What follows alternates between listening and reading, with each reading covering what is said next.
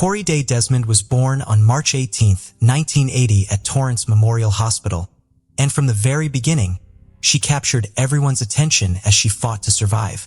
Born with a hole in her diaphragm, she endured multiple surgeries and was given just a 20% chance of survival. Against all odds, she not only survived but thrived. Desmond was known by friends and family as a bright, self-assured young woman who was never afraid to voice her opinions. She was lively and deeply affectionate toward the many people she cared about. Desmond graduated from North Torrance High School and later obtained a master's degree in criminal justice from Long Beach State. Initially uncertain about her life's path, she eventually found her calling and chose to become a teacher, aiming to work with autistic children. Tragically, a week after her passing, a notice arrived in the mail confirming she had earned her teaching credential. Loved by many and a friend to all, Desmond was sweet yet fiercely strong when needed. She had a magnetic presence, capable of captivating an entire bar while singing her favorite karaoke tunes like Black Velvet or These Boots Were Made for Walking, once again becoming the center of attention. It was this second family she formed while working at various bars that kept her returning, despite her family's wishes. In February 2009, Corey was working at a bar.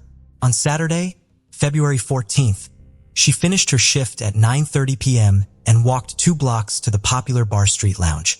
Many employees of this bar knew Corey as she had friends working there.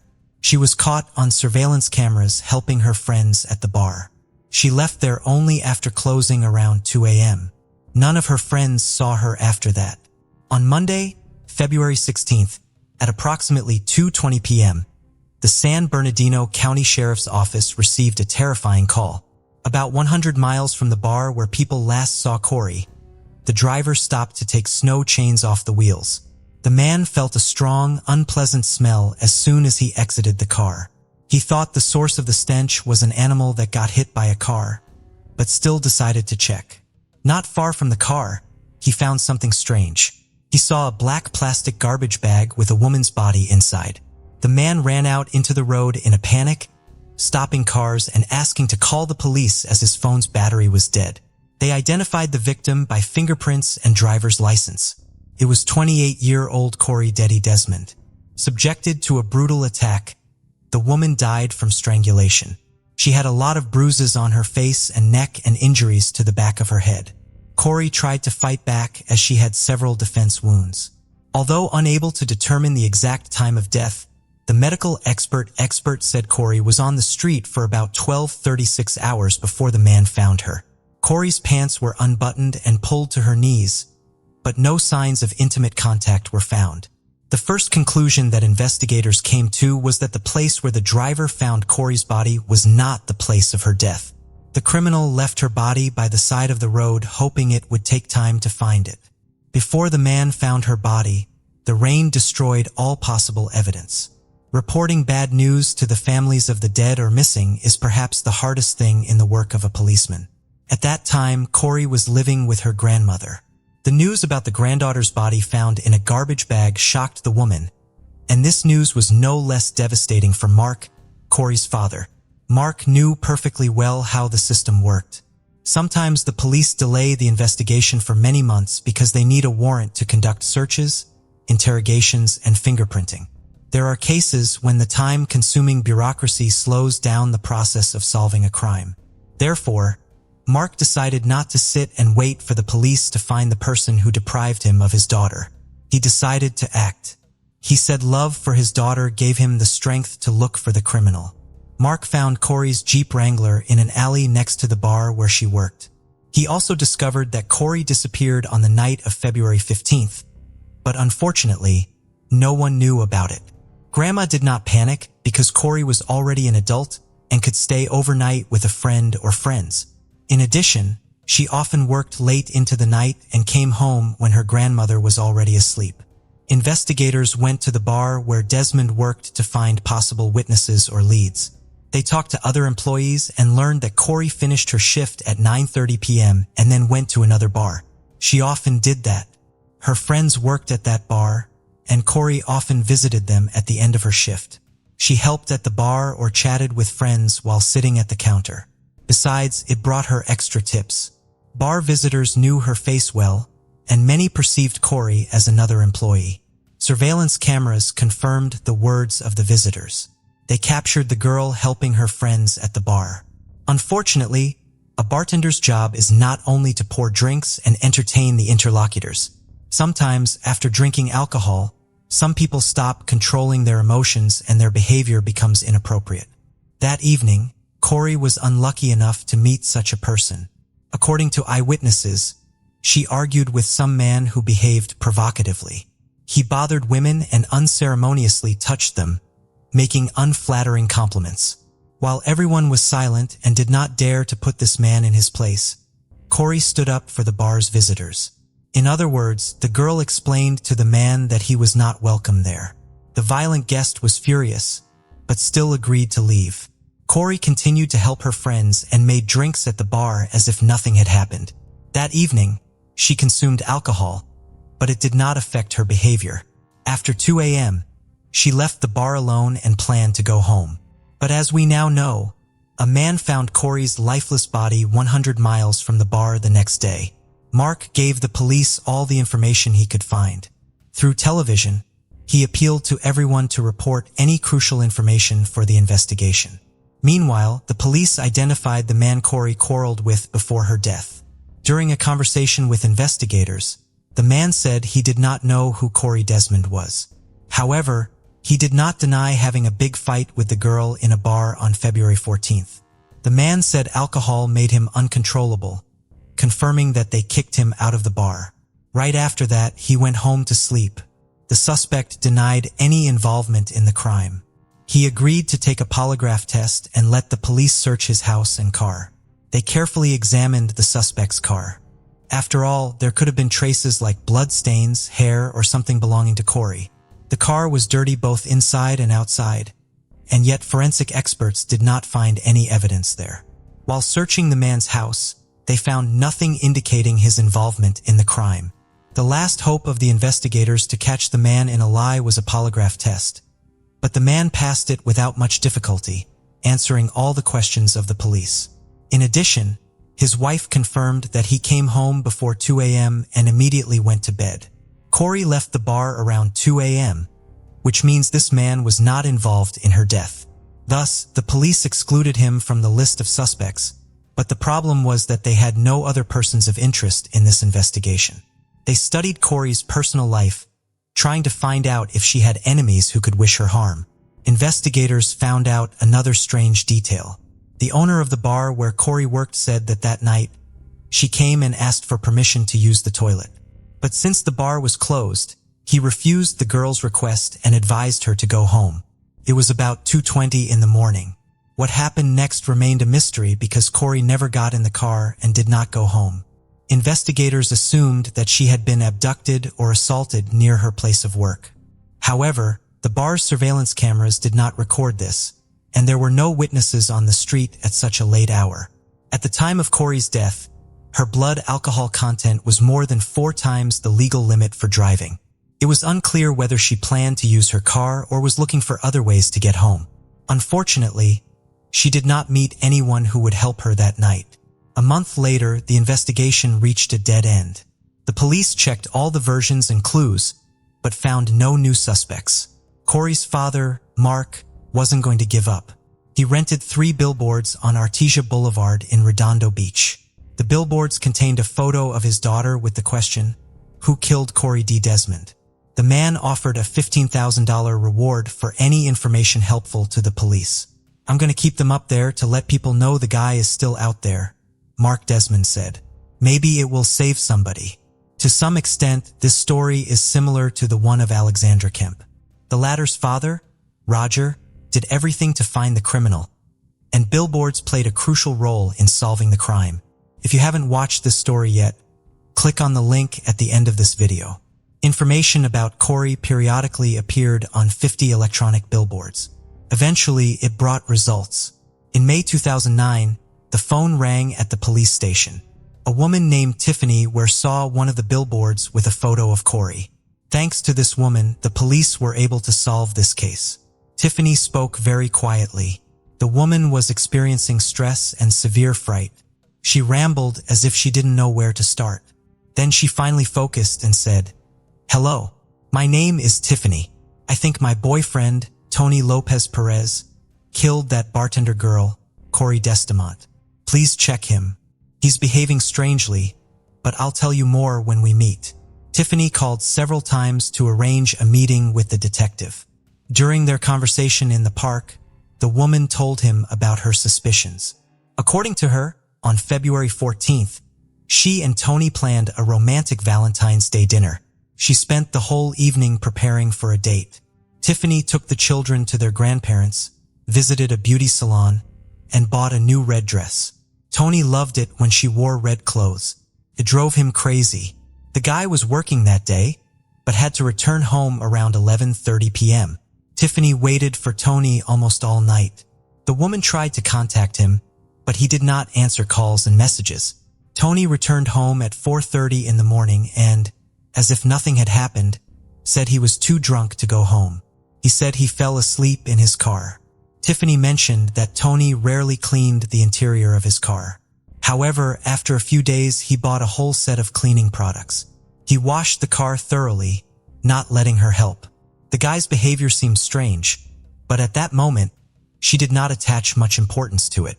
A few days later, Tony sold his white Dodge for almost nothing and bought another car. He also changed his phone number for no apparent reason. A little later, they had a joint trip to Big Bear Lake. They chatted along the way and everything seemed normal until Tony suddenly stopped the car on the side of the road. He turned to Tiffany and asked her, "Do you think this dead girl, what was her name, the bartender, was dumped here? I'm almost 100% sure that the police found her body here." Tony Lopez Perez and Tiffany lived together for about 4 years. They had a 6-year-old son together, but they never married. He was a hardworking man and got along well with everyone. He has never had any problems with the law. Perez came from a large family with 8 siblings. His parents grew up in the LA area, and Perez attended high school in Manhattan Beach. Tony's absence on the day of Corey's death, cleaning the car and urgently selling it, a strange trip, and an equally strange comment about where the police found her body, a change of phone number, and odd behavior. Putting all these facts together, Tiffany realized that Tony could be the one who took the life of Corey Desmond. She didn't want to believe it. The investigators decided to talk to Tony and went to his house. To prevent him from suspecting anything, Tiffany agreed to play along with the police, not telling him anything about this conversation. It looked as if they were conducting a routine interview of people to find witnesses in the Corey Desmond case. Tony looked calm, like a person with nothing to hide. He wasn't nervous while answering all the questions. He said he didn't know her, mentioning he had only seen Corey in the newspapers. However, to arrest Tony Lopez Perez for taking the life of Corey, they needed hard evidence. Thus, the police found the new owner of the Dodge that Tony sold shortly after the news of Corey's death. The new owner confirmed that Tony sold him his car for a low price. He allowed the police to check the vehicle for any evidence. Tiffany said Tony cleaned the interior thoroughly before selling his car. However, when the experts applied luminol and used an ultraviolet lamp, it became evident why Tony Lopez Perez got rid of his car. The interior of the car lit up in bright blue. The police asked Tony to come to the police station. They didn't tell him anything about the find so he wouldn't run away.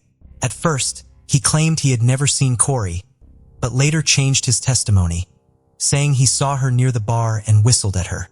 As soon as the police noticed that the man was changing his testimony, they showed him photos of the car he had sold and said that they had found crucial evidence there.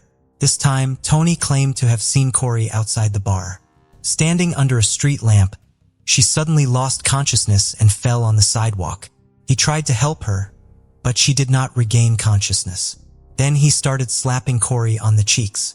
Corey opened her eyes and started screaming. She told him to get out and asked him to let her go. According to Tony, he got scared, put his hands over her mouth, and accidentally strangled her. Fearing he would get blamed for Corey's death, he put her body in the back seat of his car and drove home. Perez said he woke up during the night and went outside to see if it was a nightmare. "I opened the door and it was not a nightmare," Perez told detectives. It was true. Perez said he went back inside and tried to get some sleep. In the morning, he went to work with Desmond's body still in the back seat. At the end of the working day, he placed her body in 2 garbage bags, took it to a remote area, and left it next to the side of the road. According to Tony's story, what he did to Corey was an accident. He claimed that he was drunk and scared. He accidentally strangled her in a state of panic, but Corey's injuries suggested otherwise. She had severe injuries on the back of her head, bruises on her face and neck, and defense wounds on her hands. Moreover, Corey's pants were down to her knees. Tony Perez was arrested and charged with first-degree deprivation of life. The next day, he showed the police where he dumped Corey's body. In addition to Tony's confession, they now had the results of DNA tests. Corey's blood matched the blood found in the car that Tony sold immediately after committing the crime. At the 2011 trial, Coroner Jack Sheridan testified to the multiple contusions to the victim's head, the evidence of strangulation, and the blunt force trauma to her face. Sheridan also said she had scratches on her body that suggested the criminal dragged her after her death. Based on Corey's injuries, prosecutors said Perez assaulted her and tried to force her into intimacy in the early morning of February 15, 2009. Corey resisted. Unable to get what he wanted, Perez strangled her. Tiffany Ware testified during the trial. She told the San Bernardino County jury that her former boyfriend, Tony Lopez Perez, had an insatiable appetite for sex in January and February 2009. Even though they were making love almost every day, Ware said Perez was still not satisfied. Tiffany also told the court that Tony had twice engaged in intimacy with her against her will. It happened after the birth of their son and with an interval of about a month. Both incidents occurred when she was fast asleep on the couch after taking painkillers due to severe back pain. Perez, who chose not to testify at the trial, made his first statements to the court during his sentencing. He said he was taught to love and respect those around him, but that he veered off course at times. I forgot the key lessons I was taught about in life, which make me a man, a father, a loving uncle to many, and a responsible person who supports his family that I so love, Perez said. In the end, I fell short. He generally stuck to the story his attorney Andrew Hanel presented at the trial that he was scared and didn't mean to hurt Desmond. Hanel argued to a jury of 6 men and 6 women that Perez found her passed out on the sidewalk. He said he tried to calm her down and didn't mean to kill her. I should have thought before acting, Perez said. I should have stepped back and cleared my head. Fear took over. I was so scared, so careless. Corey's father, Mark Desmond, said his daughter had a beautiful future ahead of her before her life was cut short at the age of 28. Tony Perez should live the rest of his miserable life knowing he killed his own children's hopes and dreams at the same time he was killing Corey, her father said. He embodies all the characteristics that women in society fear. Just before sentencing, Perez asked God and the court to show him mercy. My very deepest apologies to the Desmond family and to my own family. I have brought such hurt and sorrow to the Desmonds that will forever shape their life. I hope he never gets out in the street again, said Desmond's grandmother Beverly. I hope he suffers as much as she suffered. In July 2011, a jury of 6 men and 6 women found 36-year-old Tony Lopez Perez guilty of first-degree deprivation of life. He was sentenced to life imprisonment with the right to parole after 25 years. Corey Desmond's family expressed gratitude to Tiffany Ware, thanks to whom the police solved this case. If it hadn't been for her, I don't think they would have ever found out it was him, said Leslie Schwab, a family friend who attended every day of the trial along with about a dozen others in San Bernardino County. On June 1, 2011, the Waller family's life took a turn. A woman named Jackie contacted her sister Cheryl, informing her that she was going to pick up her children from her exo's band Clay. Jackie planned to return home later that day. However, she never came back, nor did she make any further contact. Worried and unable to reach Jackie, Cheryl became increasingly anxious. By around 7 p.m., Cheryl decided to drive to the police station. Here, she made a startling statement. Cheryl claimed that Clay Waller had killed her sister. The police officers found this accusation shocking since Jackie had only called a few hours earlier, and there hadn't been any immediate cause for concern or reason to believe she was in danger at that time. Despite the unusual nature of Cheryl's assertion, it eventually became apparent that her instincts were correct. Jackie was indeed entangled in a troubling situation. So what exactly happened to Jackie? And why was Cheryl so convinced her sister had been murdered by her ex-husband even before Jackie was declared missing? Jackie was known for being sweet, kind, and caring. When she met Clay, there was an instant connection between them. Clay had a speech impediment that had subjected him to ridicule by others. This made him feel awkward and uncomfortable in social situations. However, unlike others, Jackie didn't ridicule him. Instead, she defended him and ensured he wasn't hurt by people's unkind remarks. Jackie's nature was all about protecting the vulnerable, fighting injustice, and helping everyone around her. It wasn't long before their bond grew stronger, and they got married. At the time of their marriage, both were about 30 years old and aspired to have a large family. They bought a small house in Sanguine View, Missouri, where Jackie began creating a family nest. She had a successful career. Unfortunately, the same couldn't be said about Clay. His life consisted of numerous failures, and he struggled with holding down any job for long periods. As a result, Jackie became the primary breadwinner of the family. She always dreamed of having children, but faced challenges in conceiving naturally. Determined to become a mother, though, she underwent fertility treatments, commonly referred to as ECO. So when Jackie discovered she was pregnant, with triplets no less, her joy knew no bounds. The family included 2 girls, Abby and Addison, plus 1 boy, Maddox. It was incredibly challenging for the woman to care for 3 children at once. Nonetheless, she did not complain. She continued to shoulder all responsibilities by herself, without relying on her husband. He seemed uninterested in the children. At that time, Clay took a job with the sheriff's office to support the family while his wife cared for the children. However, he didn't stay long. He was fired after a year. Only Jackie's parents and sister provided assistance with the children, allowing her some respite. When Clay lost his job, Jackie took on work to support the entire family. Even after their children were born, Clay did not change his behavior and showed little interest in either his family or work.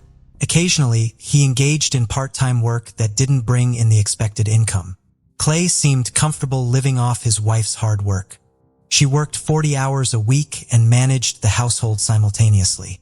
Jackie's career progressed. She soon secured a management position at an insurance company branch. This advancement further relaxed Clay's attitude toward financial responsibility. Instead of appreciating his wife's efforts, Clay mistreated her in various ways. He insulted her frequently, called her worthless, and demeaned her value by stating no one wanted her. His infidelities and abusive actions caused significant distress. Jackie's parents and sister were deeply troubled by Clay's behavior and urged her to divorce him. However, Jackie was reluctant to take such a drastic step at that time and tried to salvage their marriage. Every day brought diminishing hope that their relationship could be saved. Over the next few years, financial difficulties compounded their problems because Clay was not working while Jackie's salary could no longer cover all expenses for their large family. Mounting mortgage debts led to their house being foreclosed upon. The woman decided it was time to move in with sister, seizing upon the opportunity. Her husband then relocated to a friend's place. At this point, their children were a bit older. Jackie faced the tough yet necessary choice to file for divorce. She believed she and her kids deserved a better life. When Jackie brought this up with her husband, Clay seemed calm initially. However, he soon changed his stance and refused the divorce. His threats started subtly, but gradually escalated into direct threats against her life. He warned that divorcing him would be like signing a death warrant for herself and their children. These threats terrified Jackie, yet she remained resolute. Living under such conditions was no longer an option for her, so she sought ways to end her marriage with Clay. She turned to her family, sharing the troubling behaviors of her husband, and began keeping a diary to document his actions. Jackie also noticed that Clay was stalking her. For the sake of safety, she and her children moved in with her sister during this period. Her kids were only 5 years old and didn't understand the situation fully. Nonetheless, Jackie explained that their current living arrangement was crucial. Time passed, and things began to stabilize as the divorce process neared its conclusion. It appeared that Clay had come to terms with their separation and ceased his harassment towards Jackie. They even started forming new relationships on the side. Jackie allowed Clay visitation rights with their children, and disputes between them reduced significantly. On June 1, 2011, Clay and Jackie agreed to meet at the attorney's office to finalize the last aspects of their divorce. On that day, their son Maddox was visiting his father, while Jackie's other children stayed with Cheryl, Jackie's sister. After the meeting at the attorney's office, Jackie planned to pick up Maddox from Clay's house before heading back to Cheryl's place. Leaving the office, Jackie telephoned her sister Cheryl to report that everything had gone smoothly and mentioned she was on her way to collect Maddox from Clay's residence before returning home. That conversation would be their last. Jackie gradually lost touch. As time passed, her sister became increasingly anxious and started calling Jackie, but there was no answer. She then tried calling Clay, but he didn't respond either. Cheryl began to suspect that Clay had done something to Jackie. She sent him a text message. "If I don't hear from Jackie in 5 minutes, I'm going to the police." Almost immediately, Clay called back asking what was wrong. Cheryl responded firmly, stating that she believed he knew exactly what was happening. Clay asserted he didn't know where Jackie was and mentioned he would instruct her to call Cheryl when he saw her. However, Cheryl wasn't convinced. She took her sister's children to their parents at a house and filed a police report personally. Initial skepticism about Clay's involvement in Jackie's disappearance. The detectives took her concerns seriously. They didn't make her wait for 24 hours before investigating further. Instead, they pried to contact Jackie's ex-husband for any leads on her whereabouts. When questioned, 41-year-old Clay informed them that he had lunch with Jackie. They subsequently went to the attorney's office to discuss some aspects of their divorce, and then drove together to his house for further discussions. He claimed that after chatting for a while, he left for the store. Upon his return, Jackie's car was gone. He assumed she had departed. Clay added that his son, Maddox, was in Illinois with his new girlfriend at the time and insisted Jackie was aware of it. According to him, Jackie wasn't there for her son, but merely to talk about other matters with Clay. However, Cheryl found his statements implausible and inconsistent with what she knew. Jackie made it known that her visit to Clay's house was solely for seeing her son. She had no intention of discussing anything else with him, especially given that she wouldn't have allowed her son to be far away with another woman. Noting these discrepancies, Cheryl managed to convince the investigators that Clay's account lacked credibility and suggested he might be concealing crucial information about Jackie's disappearance. In light of this new perspective provided by Cheryl, investigators were now treating the case more urgently, as both the missing person and her car remained unaccounted for. A comprehensive search was launched for Jackie a few hours after her disappearance. Investigators heard Honda Pilot on an interstate highway with a flat tire, but there were no signs of an accident. The tire appeared punctured intentionally, making the scene look staged. The car was open and empty, with a few bloodstains on the back seat, but no other clues indicating her whereabouts. These disturbing details hinted at a possible attack and kidnapping. The search effort for Jackie was concentrated in the vicinity where her car was found. Numerous volunteers, including police officers, rescue squads with dogs, and family members, participated in the search. They came from various parts of the region, responding to requests from Jackie's relatives. Despite the unbearable heat, many were willing to help locate her. Jackie's family announced a reward of $3,500 for information about her whereabouts.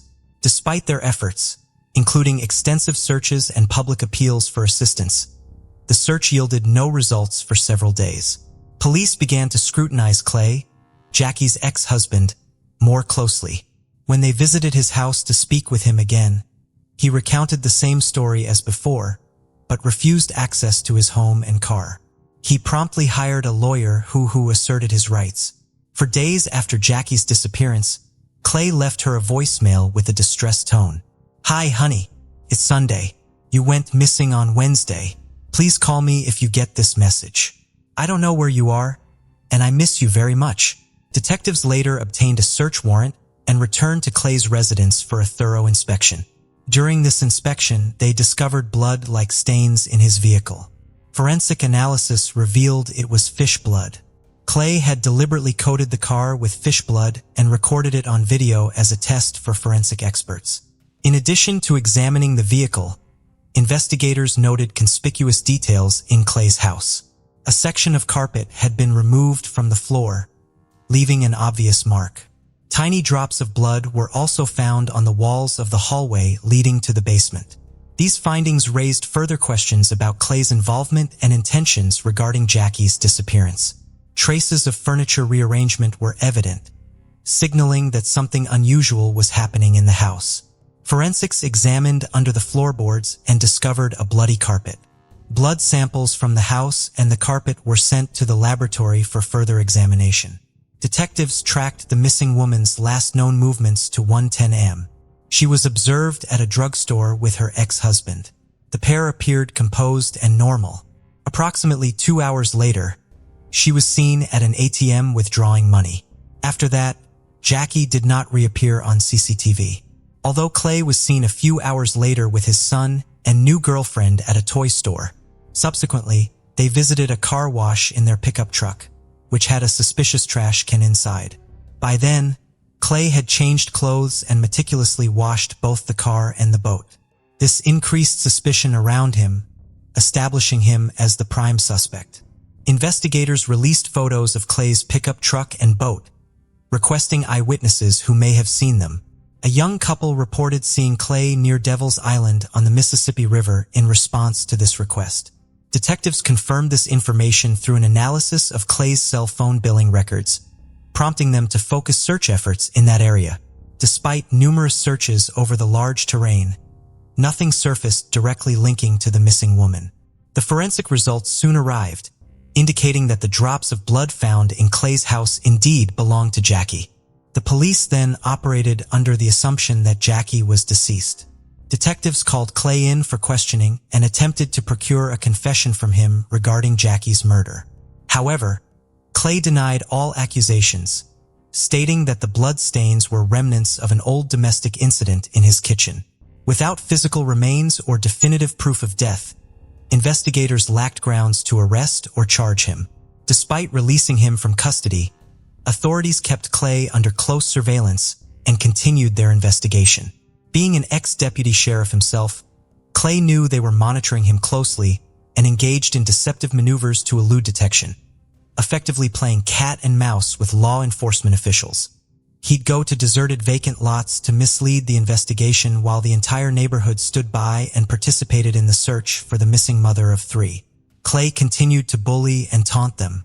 He would drive past the search party or Jackie's family, insult them, give them the middle finger, and shout that they were wasting their time and wouldn't find anything. His defiant behavior raised more suspicions and questions. Meanwhile, the missing woman's sister Cheryl fought in court for custody of the triplets. She feared the children would go to a father who was a danger. His erratic behavior backfired on him, and Cheryl got custody. This enraged him, and he began threatening his ex-wife's sister with violence, including writing about it on social media. The woman recorded these threats and contacted police. Detectives seized the opportunity and arrested Clay nearly 5 months after Jackie's disappearance. He was charged with threats to life, which he accepted, but claimed he wrote out of anger and despair at losing custody of his beloved children. Clay insisted he didn't plan anything bad against Cheryl. He viewed himself as a victim in this situation. While investigating this incident with his sister, police found out he had other charges pending against him, stealing $50,000 from a previous employer, as well as stalking a man. Detectives pressed his former coworker, hoping Clay would confess to killing his ex-wife and lead them to her body, but it was futile. Clayton continued to deny all charges regarding Jackie's disappearance. Instead of confessing to the crime, he started claiming confidently that he knew who was behind his ex-wife's death, a man named Harry. But detectives had already checked this lead thoroughly. Harry had an ironclad alibi that eliminated him from suspicion. All evidence pointed only to Clay, yet he kept denying it. He ended up going to prison for 5 years for threatening Cheryl. While the police locked him up in jail, they continued to investigate Jackie's disappearance. The search for the missing woman continued on Devil's Island, but never yielded any results. Eventually, about 2 years after Jackie's disappearance, the cops gathered a lot of circumstantial evidence: video camera footage, blood in his house, and more. They decided to charge Clay with his ex-wife's murder, even without her body. It was a risky and desperate move because if they lost, the prosecutor's office would not be able to charge him a second time. However, the prosecutor was determined. After consulting with his accomplices, Clay concluded that it would be best for them to make a deal with the prosecution to reduce the sentence. To do so, the defendant offered to plead guilty to the murder and provide the location of the body. Jackie's family agreed to this deal because it was important to give her a decent burial. Clay led police officers to his ex-wife's body. It was in a secluded spot on a remote sandbar on the Illinois side of the Mississippi River. At first, he couldn't remember exactly which tree he had buried her under, but then admitted that he had placed a bag of fertilizer on top of her body. One of the policemen, who was an active gardener, explained that large quantities of fertilizer killed trees.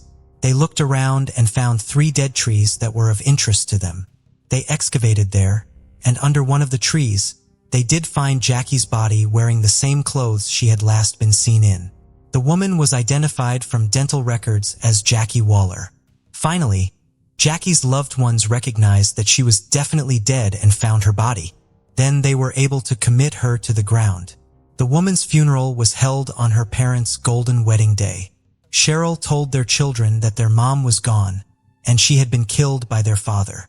This event was a great shock to the children because they lost both their mother and father at once. The children developed a deep aversion to Clay and refused to communicate with him henceforth. As part of the agreement, Clay had to officially confess to the murder of his ex-wife and provide specific details. He explained that the initial thoughts of murder began to surface about a year before the tragic event when Jackie announced their separation. Despite this, he tried to suppress those dark thoughts as Jackie was the mother of his children. However, he couldn't bear the idea of her taking his children away. He warned Jackie that such actions would have dire consequences for her. But she didn't heed his warning, which he considered her fault. The night prior to the murder, Clay traveled to a secluded area on Devil's Island to dig a grave for Jackie. According to him, their divorce proceedings were generally progressing smoothly.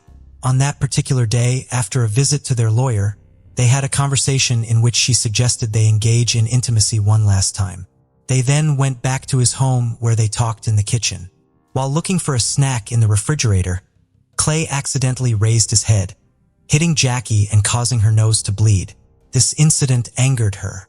She stormed out into the hallway, where she smeared blood on the walls and started yelling at him that he would never see his children again. At this point, Clay lost control and attacked her. He hit her in the face with his hand and then strangled her. Subsequently, he took Jackie's body out in a dumpster and buried it in the pre-dug grave. Afterward, he meticulously cleaned out both the car and house, took a shower, changed clothes as if nothing happened, and then went on to meet his new girlfriend and son at a toy store. Throughout this process, Clay claimed that everything was driven by impulse and emotion. He did not originally intend to kill Jackie. This contradicted his earlier statement, claiming he had dug the grave the day before. However, if Clay did not plan to kill the woman, why would he have dug the grave beforehand? It appeared to be premeditated murder. The medical examiner found multiple skull fractures on the deceased, indicating blunt force rather than a simple beating with fists. No one believed his story. Clay, who showed no remorse for killing his ex-wife, felt jubilant at receiving only 20 years in prison for second-degree murder with the possibility of early release. The prosecutor, however, had another strategy. Clay's testimony about digging the grave buried him further. He had dug the hole in Illinois while the murder occurred in Missouri. These actions fell under the federal law against domestic violence across state lines, and their violation allowed an additional 35 years to be added to his sentence. Clay Waller will be eligible for parole after serving 85% of his 55-year sentence. It turned out that Clay was unaware of such a law and did not foresee the consequences of his confession. Yet, his atrocities continued. Demonstrating further callousness, he wrote a book detailing Jackie's murder to profit from the tragedy. Sherelle, Jackie's sister, along with her husband, continues to raise Jackie's children with support from their elderly parents. The children have grown up remembering their mother as an exceptional person who remains forever in their hearts. They still harbor anger toward their father and deeply miss their mom.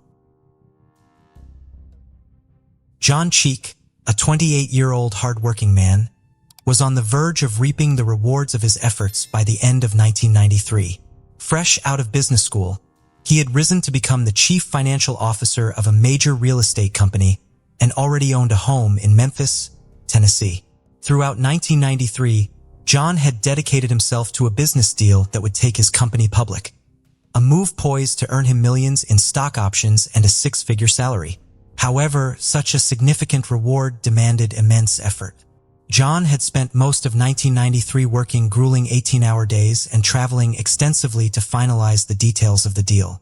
He had just returned from a 3-day multi-city business trip and confided in a work friend that he hadn't slept in over 72 hours. On the night of December 2nd, John attended a business dinner where he became slightly intoxicated. A coworker dropped him off at his car, parked near the intersection of Poplar and Ridgeway in Memphis. This was the last confirmed sighting of John. The next day, John did not show up for work, which was highly out of character for him. His 1987 Acura Legend was found abandoned near the Interstate 55 bridge over the Mississippi River. The immediate concern was that John had committed suicide by jumping into the river, but his family is adamant that he would not do that, and a subsequent search of the river did not locate John's body. There were unconfirmed sightings around the country shortly after John went missing, but a credible one did not occur until February of 1994. On Valentine's Day, a truck driver named Ron Jackson saw a missing persons flyer with John's picture on it at a truck stop in West Memphis, Arkansas. Ron believed that the man in the photo was a man he had met the day prior in Raffine, Virginia. On February 13th, Ron had seen a man he assumed was a drifter sleeping on a couch in the Raffine truck stop.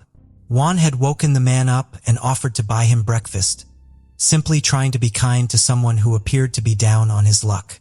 Juan believed that there was something wrong with the man mentally, in part because he claimed to be living in an Arkansas homeless shelter but was hundreds of miles away from Arkansas in Virginia.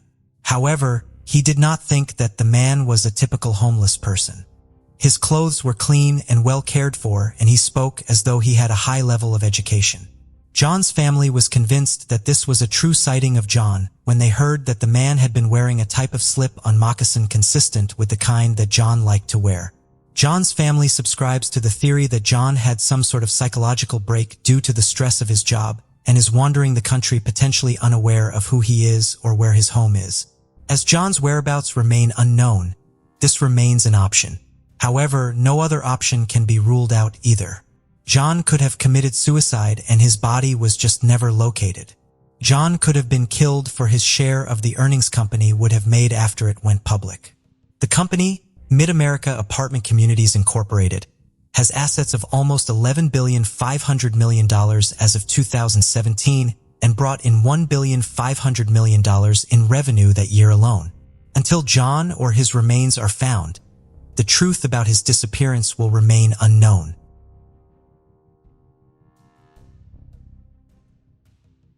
Ashley Heavyrunner Loring was a member of the Blackfeet Nation living on the Blackfeet Reservation near Browning, Montana. The 20-year-old had endured some instability in her life, but things had worked out in her favor. She and her older sister Kimberly had spent several months in foster care as children while their mother battled substance abuse. The sisters ultimately were allowed to live with their grandparents on their horse ranch where they learned to ride and spent their summer swimming in a nearby creek. In 2017, Ashley was completing her studies at Blackfeet Community College and planning to finish her degree at the University of Montana. To do so, Ashley was going to move in with Kimberly in her apartment in Missoula, Montana. Kimberly had moved to Missoula after getting a well-paying job working with senior citizens. Ashley had to wait to move, however, until Kimberly returned from a vacation in early June. Upon her return, Kimberly was not able to contact her sister. She was not able to find her at her home either. Ashley had vanished. The exact day of Ashley's disappearance, as well as her movements prior to it, are not known. The last time her family remember seeing her was in early June 2017. The Bureau of Indiana Affairs told Ashley's family that she was an adult and had probably gone off to live on her own somewhere. Her family did not believe this to be the case since Ashley was close with her family and would not have cut off communication. She also had been waiting 3 months to be able to move in with her sister. If she really were that I'd just leave the reservation, she would not have agreed to the arrangement she had with Kimberly. The Loring family has not had consistent assistance from law enforcement in the search for Ashley. The effort is largely headed by Kimberly. After Ashley went missing, Kimberly quit her job and moved back in with her grandmother on the reservation so that she can search for her sister.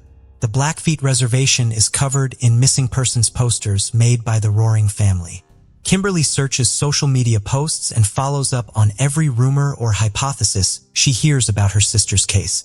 The most time-consuming and dangerous aspect of Kimberly's activism on behalf of her sister is a physical search that she does. Kimberly organizes and leads growing searches almost every other day. She and whatever family members are available on any given day cover rugged and remote territory armed with bear mace and shotguns to protect themselves. "I'm the older sister. I need to do this," Kimberly told the Associated Press. "I don't want to search until I'm 80, but if I have to, I will."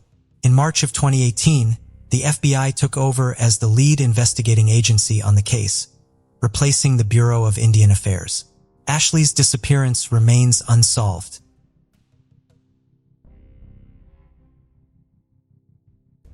Kevin Hicks lived with his family in Croydon in South London. The 16-year-old was described as a happy teenager who had no problems at school or with his grades. On Sunday, March 2, 1986, he left home at approximately 8:30 p.m. He told his mother that he needed eggs for a home economics exam the following day. He left home with only £1 to head to the Sparing store just a few minutes away on Lower Addiscombe Road. At approximately 10 p.m., an hour and a half after Kevin left home for his quick errand, a friend saw him on Shirley Road heading in the direction of his house. This person would be the last to ever see Kevin. That same night, Derek Hicks, Kevin's father, had a work emergency and had to leave home at 9 p.m. to handle it. When he arrived back at his house at 11, Kevin was not yet home. Since Kevin was a courteous son, he would call if he were going to be late. Derek went out again to drive around looking for Kevin. Friends of Kevin's were called and then the police. The following morning, police went to the John Ruskin School where Kevin was a student. None of his friends or classmates could tell them where he was. The police also went to the Sparings to inquire about Kevin's trip there. Unfortunately, the security camera in the shop did not have a tape in it the night Kevin went missing, and the staff could not remember if Kevin had been there or not. As such, it is unclear if Kevin ever made it to the store or if that really were his intended destination. Investigators performed extensive searches of nearby parks and metro stations, but were unable to locate any sign of Kevin. The case ultimately went cold. On October 25, 1996, an anonymous caller left a voicemail message at the offices of the Croydon Advertiser and claimed they knew the location of Kevin's body. Police were unable to trace the call, and the lead went nowhere. In February 2016, the Metropolitan Police announced a £20,000 reward for information in Kevin's case. They also indicated that they believed that Kevin was murdered the night he went missing and that they were looking to recover his body. Kevin's mother passed away from a brain tumor in October of 1994. His father passed away 10 years later. Kevin's younger sister, Alexandra, continues to search for information about what happened to her brother.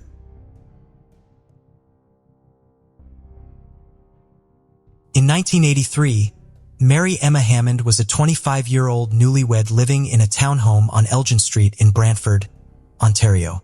On the morning of September 8th, she left home at 3:30 a.m. for her shift at the Buns Master Bakery roughly a mile away.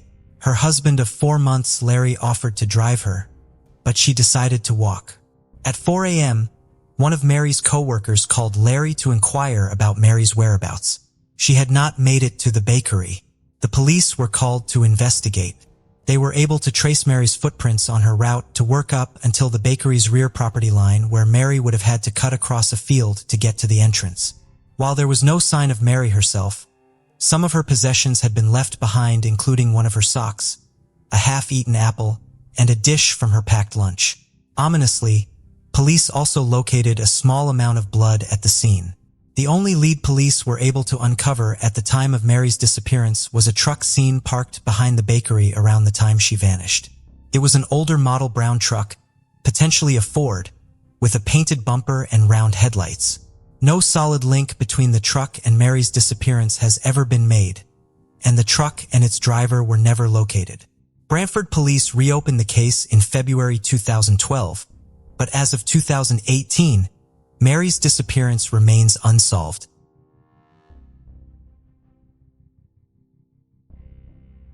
In 1973, 21-year-old Henry Baltimore Jr. was a junior at Michigan State University in Lansing, Michigan. He was a drum major at the university and was studying music. His family described him as lively and fun-loving, but also as a natural leader. He had an apartment with 2 roommates in Lansing and seemed to have everything going for him. Unfortunately, that would change in March of 1973. On March 3rd, Henry was robbed at gunpoint by 2 men in his apartment. He was tied to his bed while the 2 men stole $110 in cash, a golf bag, some clothes, and a watch. Henry did not immediately report the crime because the 2 men threatened him. 10 days later, after his father convinced him to change his mind, he finally filed a police report. It is believed that Henry knew the men because they were quickly arrested. One of the men involved in the robbery had never been publicly identified, but the other was named Roy Davis, who was a 22-year-old from Flint, Michigan.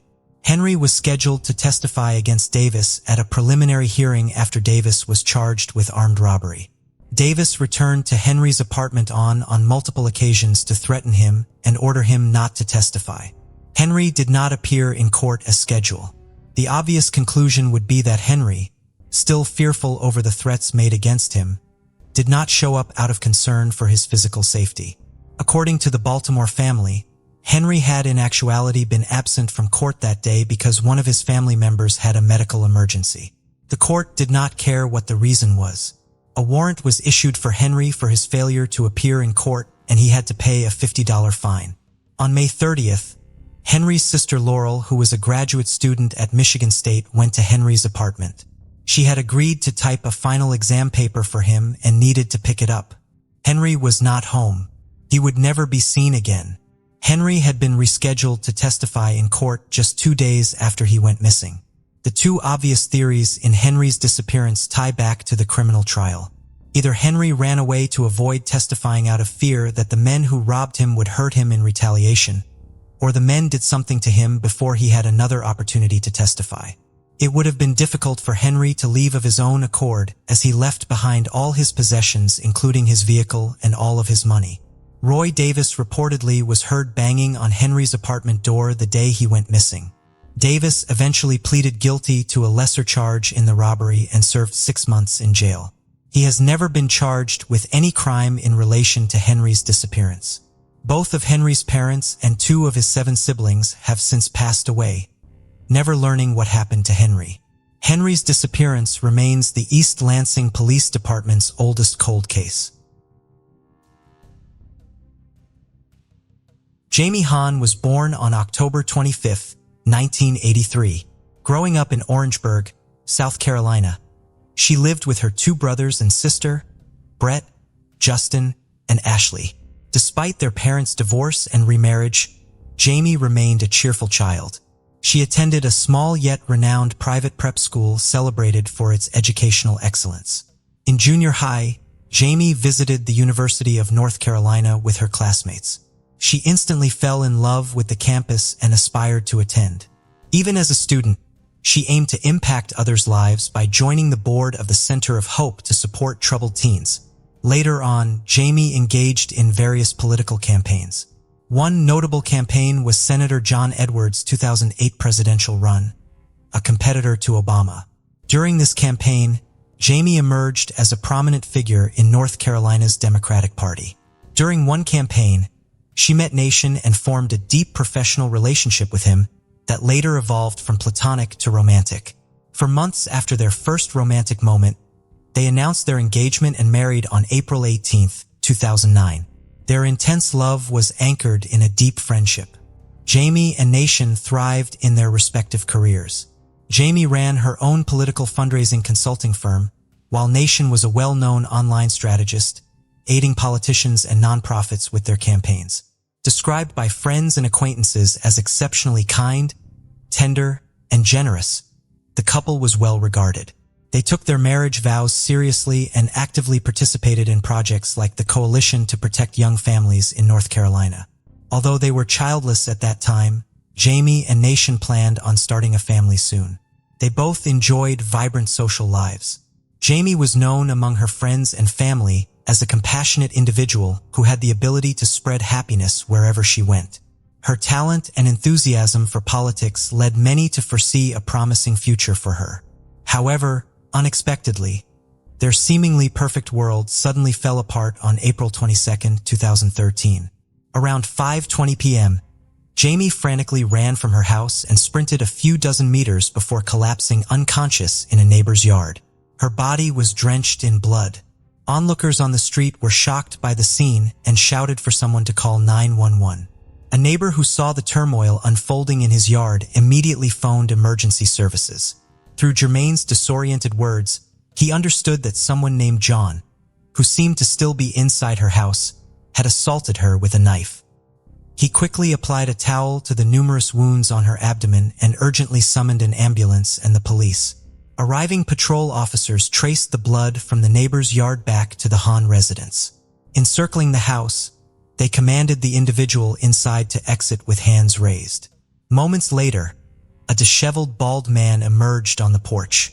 The officers noted he bore wrist injuries and a stab wound in his abdomen. Due to his injuries, this unidentified man was transported to the inn in an ambulance, escorted by a police officer. En route to the hospital, the wounded man grew distressed and tearful, expressing regret that this hadn't occurred sooner and repeatedly murmuring a desire to die. Following his medical treatment, the police endeavored to ascertain his identity, reasons for being in the Han residence, and circumstances leading to this tragic event. They soon discovered he was 31-year-old Jonathan Wayne Brill, a close friend of Nation and a guest in their home. Jaimie also knew John well. She had employed him as an accountant in her political consulting firm after he relocated to North Carolina. The couple had generously offered him accommodation in their home until he could find his own place. Nation and John hailed from the same hometown and first crossed paths in February during a church trip. Despite a 4-year age gap, they quickly struck up a friendship.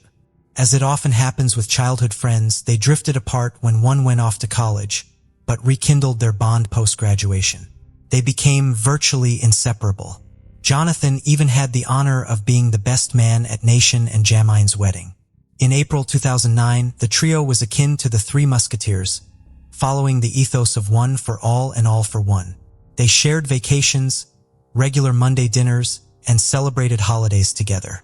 To some neighbors, Jonathan seemed almost like an extension of the Han family, given how much time he spent at their home. This deep, seemingly unbreakable bond makes the violent incident that left all three with stab wounds in their own home all the more perplexing and tragic. Every Monday, Jaimie and Nation would host their mutual friend Jonathan for dinner. On that particular day, Broyhill arrived earlier than usual, with the intention of discussing recent campaign details with Jaimie. The friends were deeply concerned about John's well-being, as he had confided in them about his diagnosis of pancreatic cancer, a notably aggressive and often terminal disease. The Hans, in their caring nature, accompanied Jonathan to his medical appointments and were consistently present, offering every possible support in his arduous battle for life. There was an instance when Jaimie, overwhelmed with emotion, asked Nation if they should consider having a child soon so that their future offspring might have the chance to know Jonathan. Such was their affection and regard for their friend. They wished even their yet-to-be-born child could have the opportunity to bond with him. The recent diagnosis of cancer was a harsh blow, but it wasn't the first health challenge Brill had encountered. Over the years, John had experienced multiple hospitalizations. He had once revealed to Nation that he was diagnosed with multiple sclerosis during a gallbladder operation.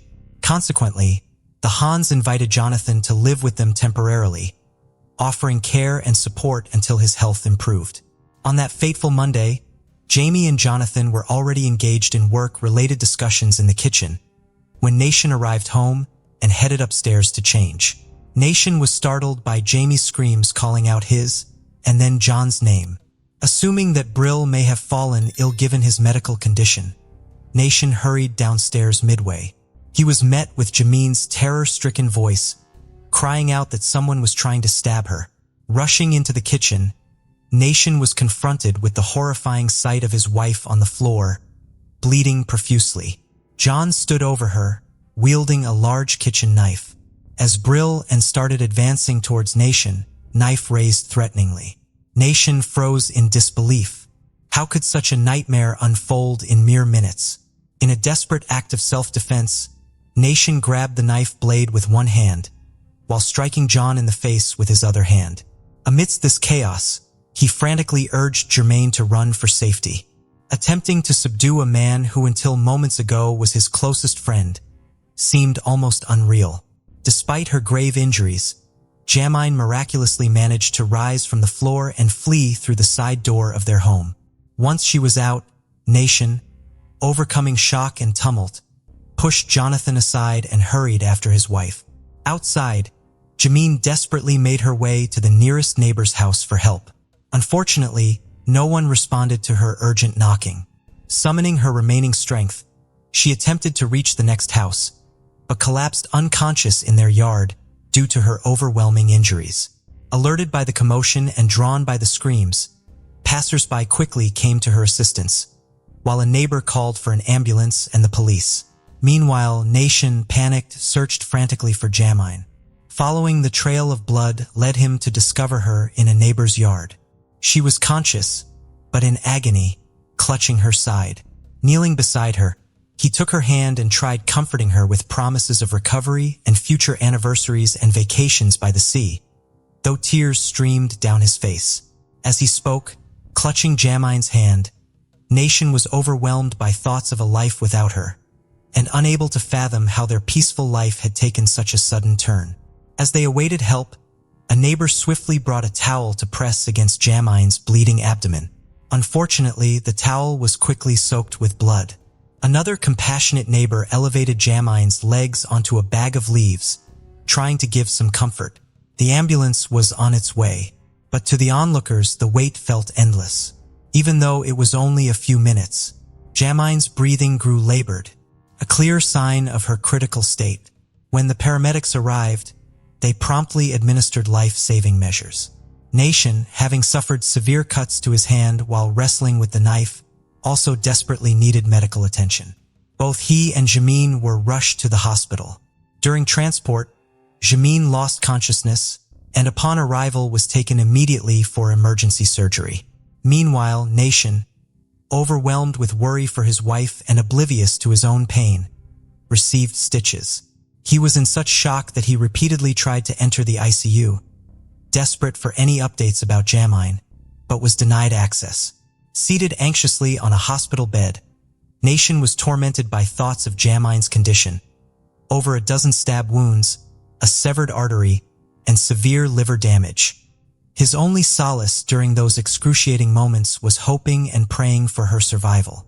By some miracle, Jaimie did survive the surgery initially, but tragically, this hope was short-lived. She never regained consciousness. 2 days after this harrowing ordeal, Jermaine succumbed to her injuries. The autopsy revealed a grim reality. She had sustained 24 stab wounds across various parts of her body, including her face, neck, back, hands, and forearms. However, the most lethal injuries were inflicted on her abdomen and chest, resulting in catastrophic damage to her lungs and liver. Meanwhile, Jonathan Brill had inflicted wounds upon himself and was hospitalized for 8 days to recover from his self-inflicted injuries. On Tuesday, April 30th, 2013, still needing medical attention with bandages on both wrists, Brill was transported on a stretcher to the magistrate's office in Wake County.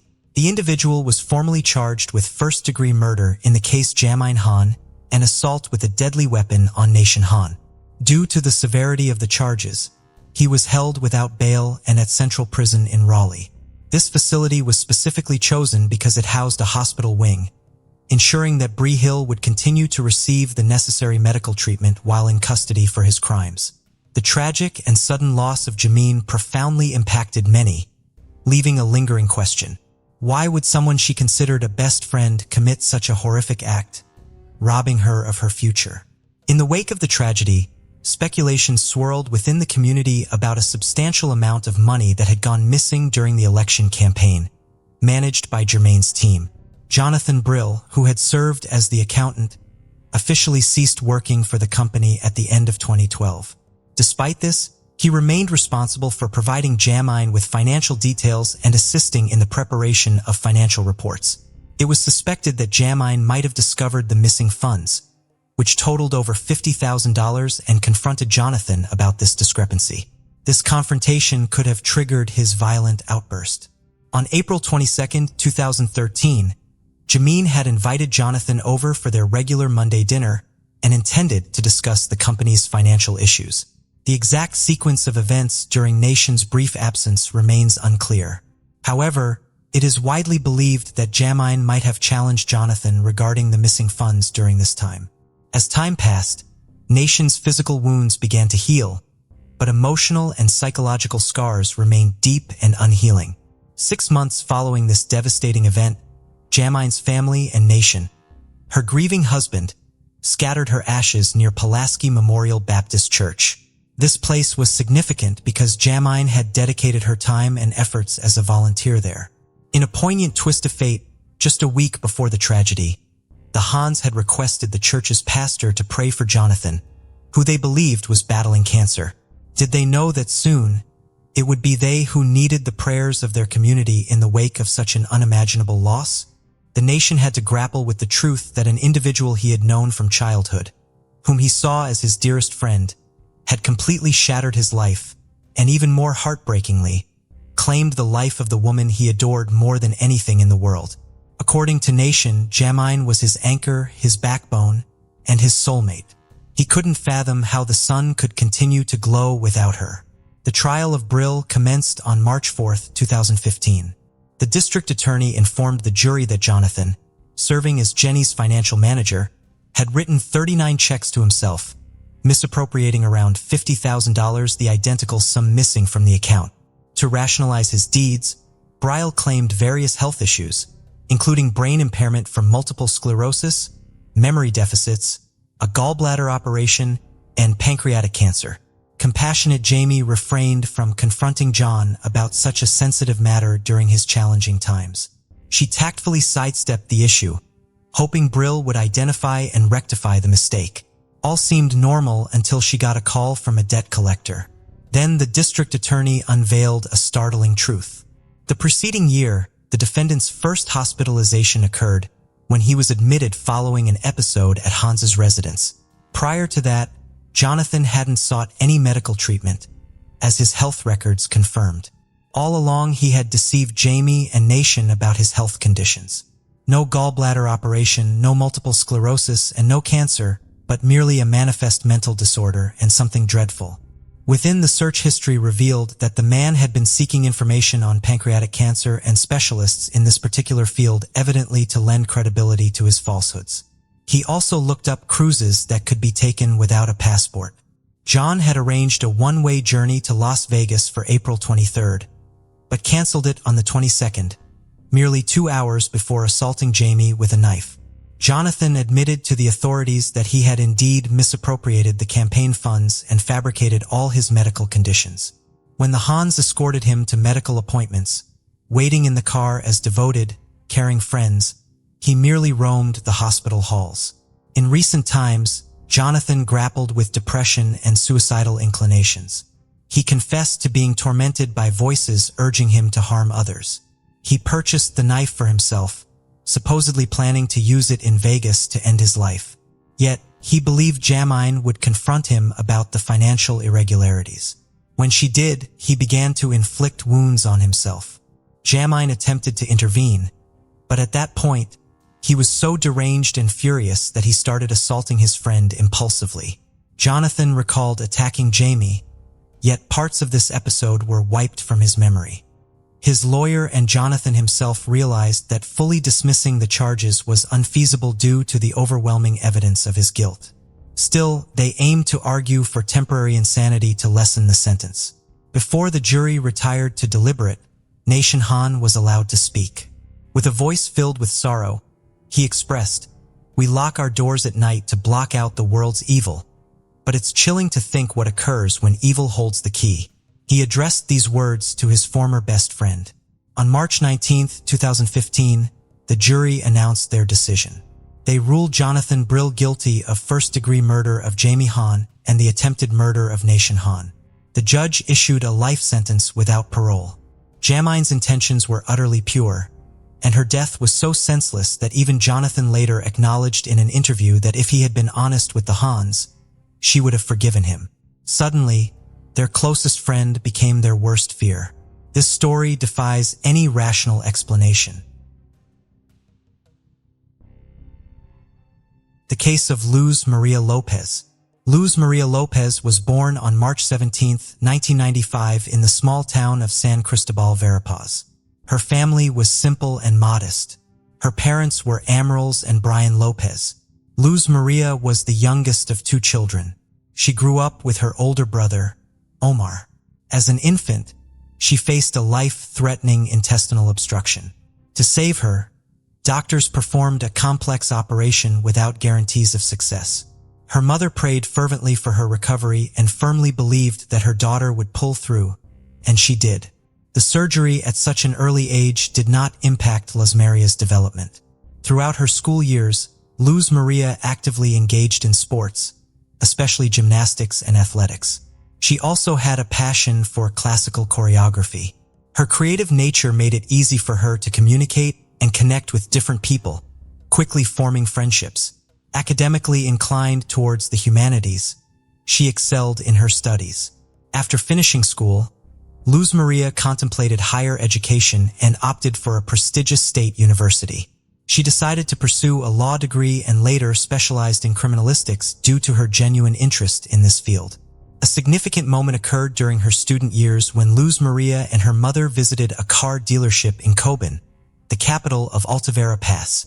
It was Omar's 25th birthday that year, and they wanted to gift him something special, a motorcycle he had always dreamed of. At the showroom, a polite and attentive young consultant named Jorge welcomed them. He showed them various models and provided recommendations. Mother and daughter chose a model but wanted to consult with the head of the family before finalizing their decision. They left with a business card from the dealership and Luz Maria's phone number for future reference. Soon after, Jorge called Luz Maria, not about the motorcycle but on a more personal note. Over time, these calls became frequent until Jorge mustered the courage to ask her out for coffee. It was clear that he had a strong attraction to the beautiful, sultry brunette, but he was unsure how to initiate their acquaintance. Luz Maria also found this handsome young man appealing. When he proposed they meet, she agreed readily. Although the young man was a year younger than her, this slight difference didn't hinder their growing connection. Their romantic relationship blossomed almost immediately. Both felt it was love at first sight and believed in a future filled with happiness together. After only a few months, the couple chose to live together despite their parents' disapproval of such haste. Soon after, they were married. Approximately 6 months later, they held a wedding ceremony, inviting only their closest friends and family to celebrate with them. However, issues arose on the day of the wedding. The banquet venue encountered a problem, which almost disrupted the entire event. The couple had to pay a significant additional amount to ensure the celebration proceeded as planned. Little is known about Jorge, Luz Maria's chosen partner. Born in 1996 in Santa Catalina Latina in central Guatemala, Jorge was the eldest of 2 sons and grew up with his brother Pablo. Their family often faced financial hardships, balancing on the edge of poverty. Thus, there wasn't enough money for luxurious clothes or expensive toys. It barely covered necessities. Despite these challenges, Jorge lacked aspirations for a better life and didn't focus on studying or securing a decent job. People who knew Jorge personally described him as withdrawn and sometimes even aggressive due to his trouble controlling emotions. Consequently, he didn't have many friends and struggled with relationships. Nonetheless, meeting his dream girl sparked determination within him. He worked hard to win her love and hurried to marry her out of fear she might change her mind. It's worth mentioning that Luz Maria's parents was skeptical about their son-in-law right from the beginning. Overall, despite some initial challenges and doubts from others around them, their connection remained strong and unwavering. Something about this young man didn't sit right with them. They couldn't pinpoint it, and they couldn't convince their daughter not to marry him. Soon after the wedding, she became pregnant. Without a university degree, finding a good job was tough. Employers didn't want to hire someone inexperienced and expecting a baby, so she had to settle odd jobs. Her husband, by that time, had lost his job too, and wasn't eager to find a new one. When their daughter Alice was born, money became really tight. With both of them unemployed, they struggled to pay rent or even buy food and basic necessities. Then Jorge suggested moving in with his parents temporarily.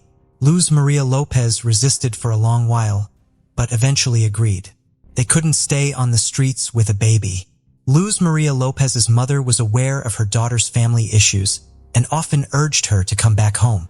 But Luz Maria Lopez kept saying things would get better with her husband, and there was no need to worry. One day, the mother decided to visit her daughter and granddaughter at her son-in-law's parents' house and found a distressing scene. Luz Maria Lopez was in terrible shape, eating just once a day, and that too very little. However, Jorge's family didn't see the need to provide for their unemployed daughter-in-law. Terrible. Luz Maria Lopez was breastfeeding Alice, so lack of proper nutrition threatened both their healths. But inadequate meals were only part of the myriad problems she faced in her mother-in-law's home, as she later discovered. She was constantly humiliated and even beaten by her husband's younger brother. He was irritated by the crying of the child and the presence of items in the house. His frustration him to repeatedly throw these items at Maria. On one occasion, he launched a baby bottle that struck little Alice, who was in her mother's arms. Jorge witnessed all of this, but never once stood up for his wife and daughter, acting as if they were strangers to him. Maria's mother persuaded her to take her granddaughter and return to the parents' house.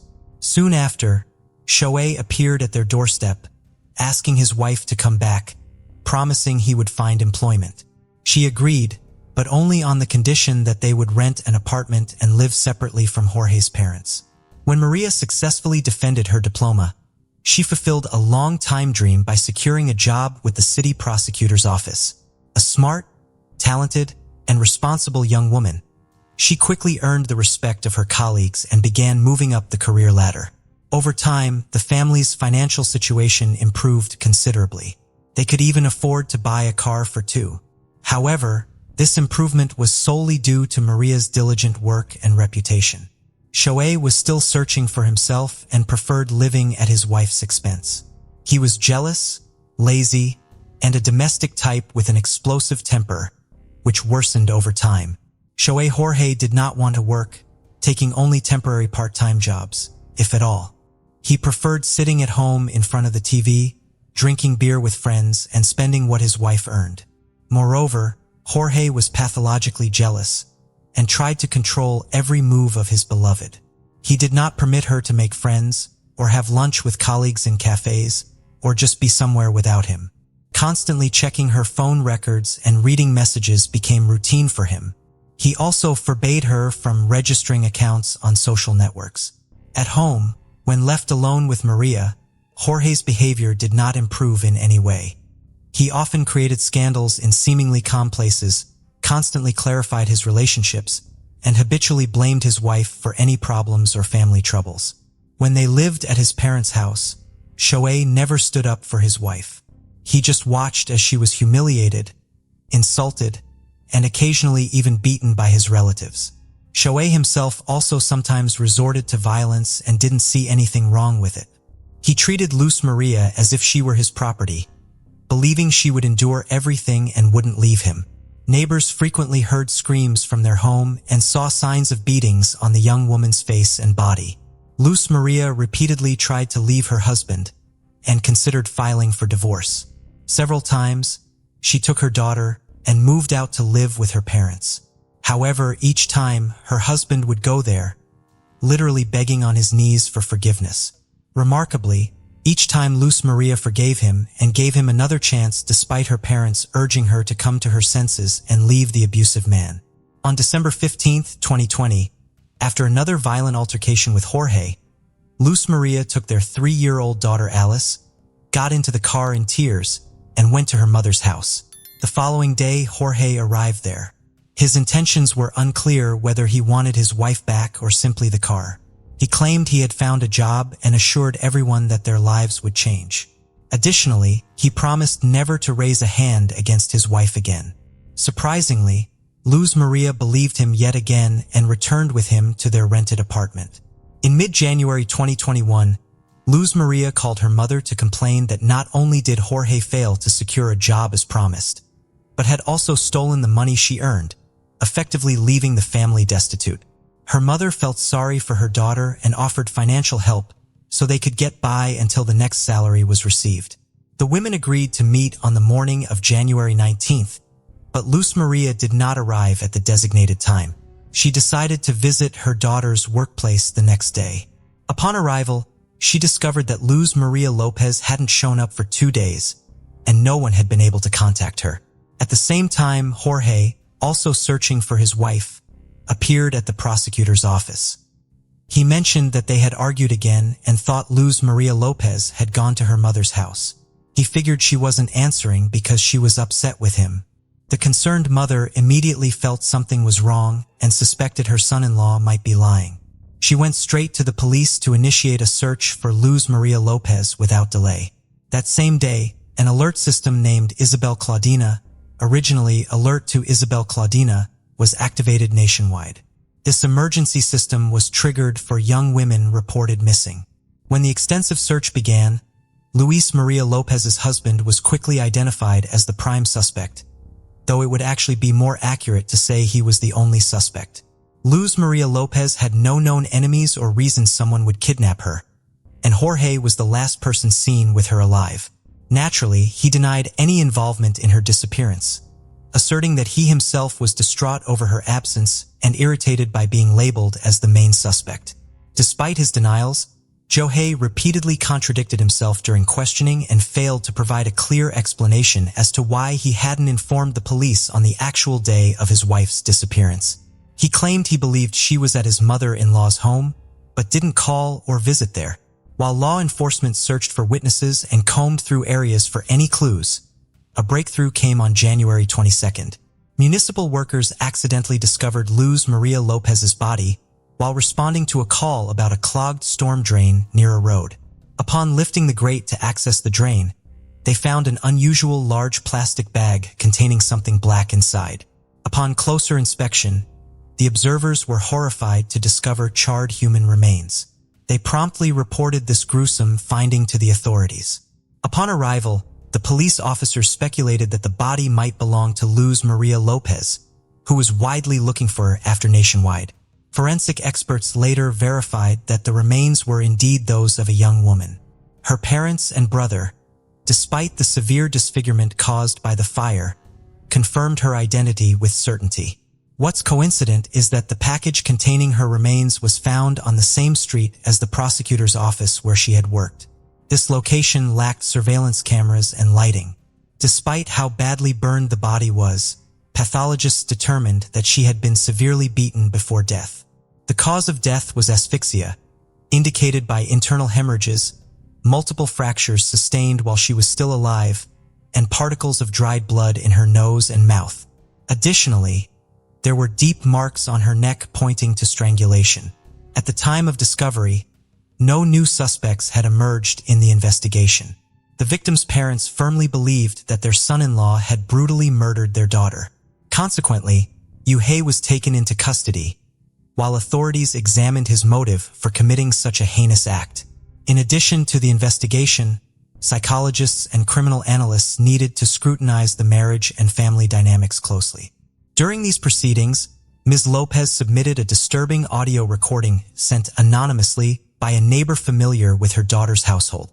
This person had frequently witnessed domestic disputes between Luz Maria and her husband, but decided to record one such incident without realizing it would culminate in murder. The audio captured Luz Maria desperately crying for help amid little sobs in the background. Ms. Lopez was horrified by what she heard and lamented that if this witness had alerted authorities earlier, her daughter might still be alive today. The individual who captured the recording did not contact the police, nor did they visit the residence from which the distressing screams emanate. The authorities were unable to trace this anonymous person, making it impossible to involve them as a witness in the investigation. Consequently, the audio recording was included in the criminal materials. A key witness gave a detailed interview, urging all citizens to stay vigilant and report incidents of domestic violence to the police, rather than merely documenting them with devices such as cameras. This approach, she stated, could potentially save lives. This crime triggered significant public outrage, prompting thousands to take to the streets in protest, demanding that the perpetrator be brought to justice. Jorge was promptly taken into custody, but persistently denied any wrongdoing. He claimed he personally drove his wife to work on that ill-fated day, when she subsequently vanished. Street CCTV footage indeed captured their vehicle heading towards Luz Maria Lopez's workplace that morning. However, due to tinted windows, it was indiscernible how many individuals were inside. None of the video clips showed the car stopping or Luz Maria exiting. Further discoveries were uncovered at the couple's rented home, where faint traces of cleaned blood and drag marks were detected. These findings suggested that a violent crime likely occurred there. An additional piece of evidence came when microscopic fragments of burnt flesh were discovered in the trunk of their family car. Moreover, during their search, investigators paid close attention to a recent purchase made by Jorge and his wife, a double orthopedic mattress. It wasn't so much about the mattress itself, but rather its dense polyethylene wrapping, which analysis revealed had been used to transport Luz Maria's burnt remains. Additionally, several neighbors testified about having repeatedly heard Jorge verbally abusing and threatening his wife with death just days before her sudden disappearance. Her husband had shouted that he would kill her if she decided to leave him, and that he would hide her body so that no one would ever find it. Based on the data collected by expert criminologists, as well as the testimony of several witnesses, the investigation presented a gruesome picture of the crime. The murder occurred on the night of January 19, 2021. The day before, the couple had a big fight, and Jorge once again resorted to violence with his fists. He had previously had issues with his temper, but this time he went into an uncontrollable rage. He struck his wife multiple times, causing her to scream and cry for help. These screams were heard by their neighbors, but nobody called the police. During the beating, Jorge broke his wife's nose and caused a head injury. After this brutal assault, he strangled her with his bare hands and then attempted to dispose of the body. He dragged it into the backyard, doused it with campfire liquid, and set it on fire. However, Jorge did not anticipate how smoky and foul-smelling the burning flesh and hair would be. Concerned that neighbors might notice and call the fire department, or most horrific aspect was that Jorge committed these acts in front of their young daughter. Despite her tender age, she somewhat comprehended what was occurring. The child, 3.5 years old at the time, witnessed both the beating and subsequent murder, as evidenced by her cries and screams, which were also recorded. Aware of some forensic techniques from his wife's textbooks at home, a fact due to their abundance, Jorge attempted to cover up his crime and establish an alibi. He found a dark stretch of road without lights or video surveillance cameras and disposed of his wife's body in a drainage sewer there, thinking he could go unnoticed. The next morning, he drove to her place of work along the usual route as if he had taken Maria there, just as he did every morning. The following day, he began to simulate an active search for his wife, calling her colleagues, acquaintances, and relatives. The criminal's lawyers delayed the trial as much as they could. They also attempted to throw the investigation off track. They insisted that all the evidence and witness statements were circumstantial, emphasizing that not a single piece of evidence unequivocally proved Jorge's guilt. Defense attorneys tried to get the detention changed to house arrest. They argued that Jorge himself was deeply depressed due to being accused of killing the woman he loved and the mother of his child. However, decisive evidence came from data obtained from Maria's phone. All this time, the device was in her husband's possession. On the first day after the crime, several messages were sent from it to different people in an attempt to create the appearance that Maria was still alive. Tracking all movements of the smartphone that day showed it was constantly in the same places as Jorge's phone. Despite this evidence, lawyers tried to turn it in favor of their client, claiming Jorge found his wife's phone and drove around with it searching for her. Yet no one could explain why he was sending messages from it or calling it from his own cell phone. Another proof of guilt was bruises and scratches on Jorge's body, found on the day of his arrest. These marks were photographed by experts and indicated that Maria clearly resisted. The most vivid was a scratch on his neck. Unfortunately, particles of Jorge's epithelium under Maria's fingernails couldn't be found because they were destroyed by fire. Despite many controversial points, the prosecutor asked for the maximum possible punishment for Jorge. Court hearings and proceedings were repeatedly postponed due to the raging worldwide pandemic. But in October 2022, Yohai was finally found guilty of his wife's brutal murder and sentenced to 50 years in prison. Although he maintained his innocence throughout, custody of little Alice was given to her maternal grandparents, who admitted their granddaughter now holds the main meaning in their lives.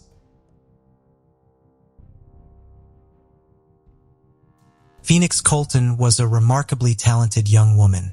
Her family described her as responsible, intelligent, and endlessly curious.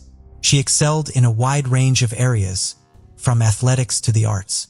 A regional fencing champion, she also played multiple musical instruments, including the guitar, violin, and piano. Primarily homeschooled during her early education, she had recently enrolled at the University of Missouri in St. Louis to pursue her bachelor's degree. On December 18, 2011, 20-year-old Felix attended church and went grocery shopping with her parents before returning to their Spanish Lake, Missouri, home in the early afternoon. Around 3 p.m., her father, Lawrence, noticed Felix sitting in her car on her phone, a common sight for her. However, a few minutes later, he observed that she had driven away, which was somewhat out of the ordinary. Felix would usually let her parents know where she was going before leaving the house. However, Lawrence assumed that his daughter was going off to see a friend or visit the neighborhood convenience store. By midnight, however, Felix's parents realized that something was wrong. Felix has not been seen since she left her driveway that day in December. The investigation into her disappearance has been problematic since the beginning. The Colton family has publicly alleged that both the police and the local media family finally received a concrete clue about where she had gone after she left her home. It did nothing to assuage the fears they had for Felix's safety. At 5:30 p.m. the day Felix disappeared, her black 1998 Chevy Blazer had been found in an unsafe area of East St. Louis. The car was running and the driver's side door was open. Left in the car were Felix's glasses, shoes, purse, and identification. The car was towed by the police. Felix's parents would not learn that the car had been found until January 2nd when a family member was able to track it down. Not receiving the help they needed from authorities, Goldia and Lawrence Colton have had to rely on private investigators heavily in their fervent search for their only child. They have tracked down every lead they have received, even some that have turned out to be cruel hoaxes. Unfortunately, the Colton family home was foreclosed upon a few months after Felix vanished, and Goldie and Lawrence had to use their mortgage budget to cover the costs of their search. After Felix went missing, it was discovered that she had not taken classes in the fall semester. This could indicate that Felix had some sort of stressor in her life that she had chosen not to share with her family. The state Felix's vehicle was found in obviously points to her being the victim of some sort of violence, potentially pulled out of her car and taken somewhere against her will. It remains unclear if she was the victim of random violence or an attack rooted in her personal life.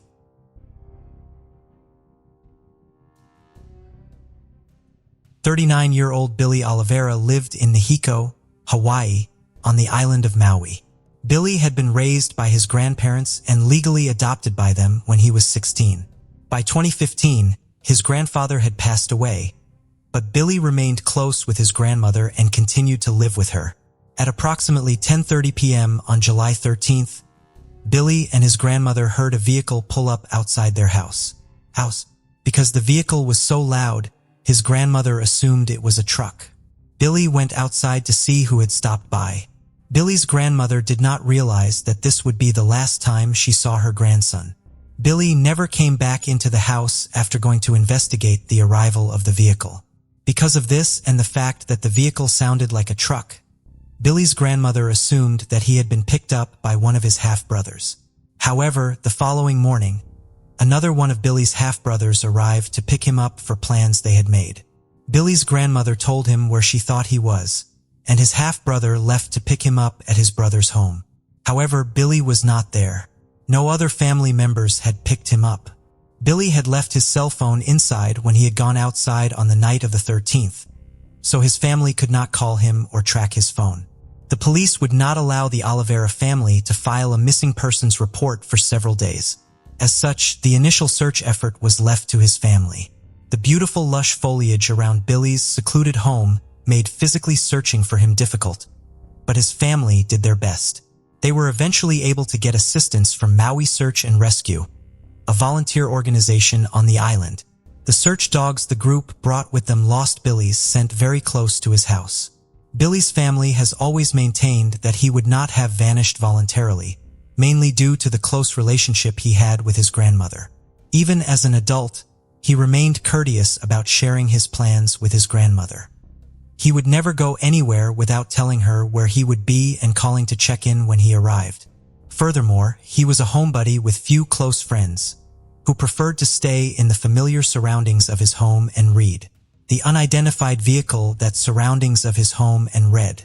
The unidentified vehicle that pulled up to the Oliveira house that night is obviously the clue that could solve the case. No one has ever come forward identifying themselves as the person who came to the house that night. This has increased suspicions that whoever was in the vehicle in some way harmed Billy. This remains merely a suspicion as neither Billy nor his remains have ever been found. In 1964, 15-year-old Reed Jepson was living what many would consider the ideal teenage life in Salt Lake City, Utah. He had just scored his first touchdown as a player for the East High School football team. He had a paper route and was careful with his money. He had 11 siblings and was always looking out for them. His father was a doctor, and his family regularly attended church. Reed loved the outdoors and spent his summers working on his family's ranch in Montana. He responsibly raised and trained German short-haired pointers to be bird-hunting dogs. On Sunday, October 11th, the Chechens returned home after a morning spent at church. While some members of the family began preparing Sunday dinner, Reed changed from his church clothes into a pair of Levi's and had to go outside to feed and walk his two dogs. The two dogs, one adult and one puppy, were housed in a kennel in the family's backyard. Reed and the two dogs never returned home, shattering the Jepson family's picturesque life. A friend reported seeing Reed walking the dogs near a school in the Jepsons' neighborhood around 1 p.m. This is the last reported sighting of him. Reed's large family was able to conduct an extensive search immediately after he went missing, and they plastered the area with flyers. Their efforts did not lead anywhere. In May of 1967, Reed's older sister, Suzanne, thought she saw him in a car on Interstate 80. She took down the car's license plate and reported the sighting to the police. They followed up on the lead, but the person in the car was just someone who strongly resembled Reed. The Jepson family has always maintained that Reed would not run away. There were no problems in his home life that would give him a reason to. Further supporting this claim is the fact that all of Reed's savings and belongings were left at his home. However, a logical scenario for how he went missing is hard to fathom. The athletic teenager would have been difficult to physically overpower and abduct. However, if he were involved in some sort of accident, his dog should have been located. It appears that someone else was involved in Reed and his dogs going missing, but the specifics of the role they played remain unclear. Reed's siblings have remained active in searching for their brother and keeping the police focused on it, even as the years since Reed was last seen have turned to decades. The Salt Lake City Police Department announced in February 2010 that they were formally reopening the investigation into Reed's disappearance. Many of Reed's siblings were there for the announcement. They were also there waiting for news when, in February 2012, authorities brought in cadaver dogs and a backhoe to search a gully behind Clayton Middle School. The dig was performed based on a tip. Even after digging 8 feet into the ground, police found no evidence relating to Reed's case. Reed's siblings have provided DNA samples to 2 missing persons databases. As of February 2018, if Reed is still alive, he'll be 69 years old.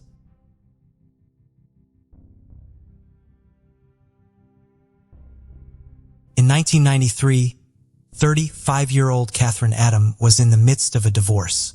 She and her husband, Gerald, had separated after a marriage that dated back to when Katherine was just 18. Katherine lived in a 1-bedroom apartment with her 16-year-old daughter in Salina, Kansas, and worked delivering hosiery to support them. On April 30th, Katherine's daughter called the police to report her mother missing. On the morning of April 29th, Katherine had visited a quick shop convenience store at approximately 4:30 a.m. to pick up a coffee and a newspaper before filling her van with gasoline and starting work. The security camera in the store captured the last known picture of Katherine. Her routine was to then go to a storage unit to load her white Ford van, which bore the Legs Company logo with inventory for her day's deliveries. None of Katherine's scheduled deliveries were made that day. Her van was discovered abandoned at 5:45 p.m. on April 30th. It was parked at Russell's Restaurant, which had been closed for renovations at the time. The outside of the car was splattered with mud. Inside the car, there was a small amount of blood. Police discovered a larger amount of blood outside Katherine's storage unit. Tests would later confirm that it was Katherine's blood. The door of the unit had been left open, leaving them to believe that Katherine had been attacked while she was in the middle of loading her truck for the day. The storage facility was fenced in, meaning that whoever assaulted Katherine would have needed a way to access the gate. While the circumstances around her disappearance seemed to indicate foul play, Katherine's body has never been recovered. Her disappearance remains unsolved.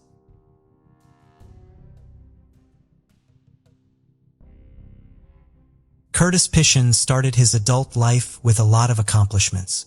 He got a job as a police dispatcher after he graduated high school and eventually joined the Army and served with the military police in Korea.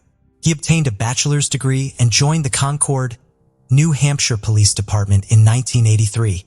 In 1994, Curtis' public service career was cut short.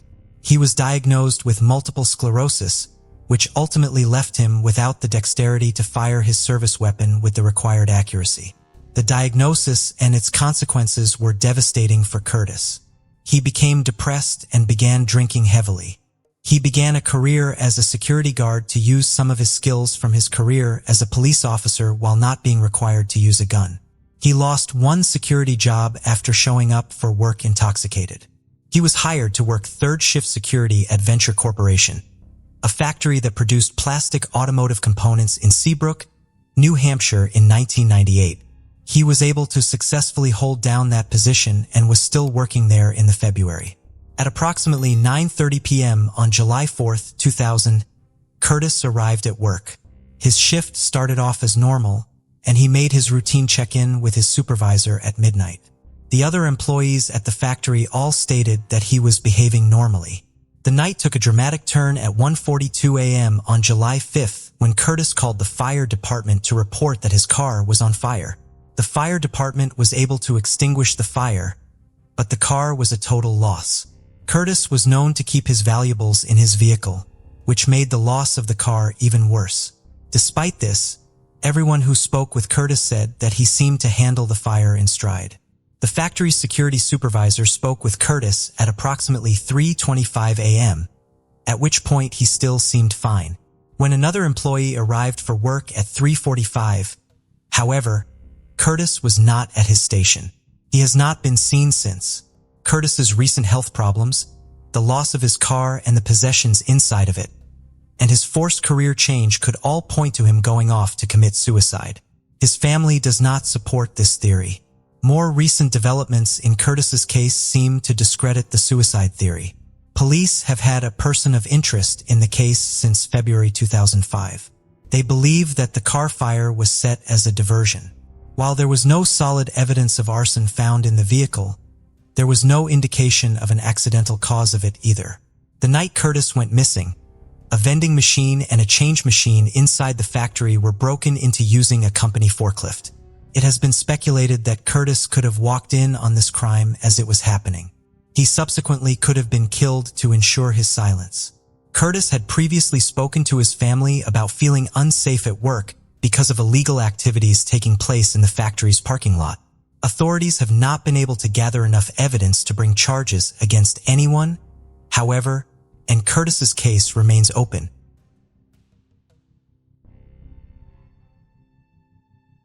During the London Olympics, a young Puerto Rican boxer, Felix Verdejo Sanchez, emerged as a shining star. Heralded as a diamond, he was seen as one of the most promising athletes from his country with predictions of future titles and gold medals.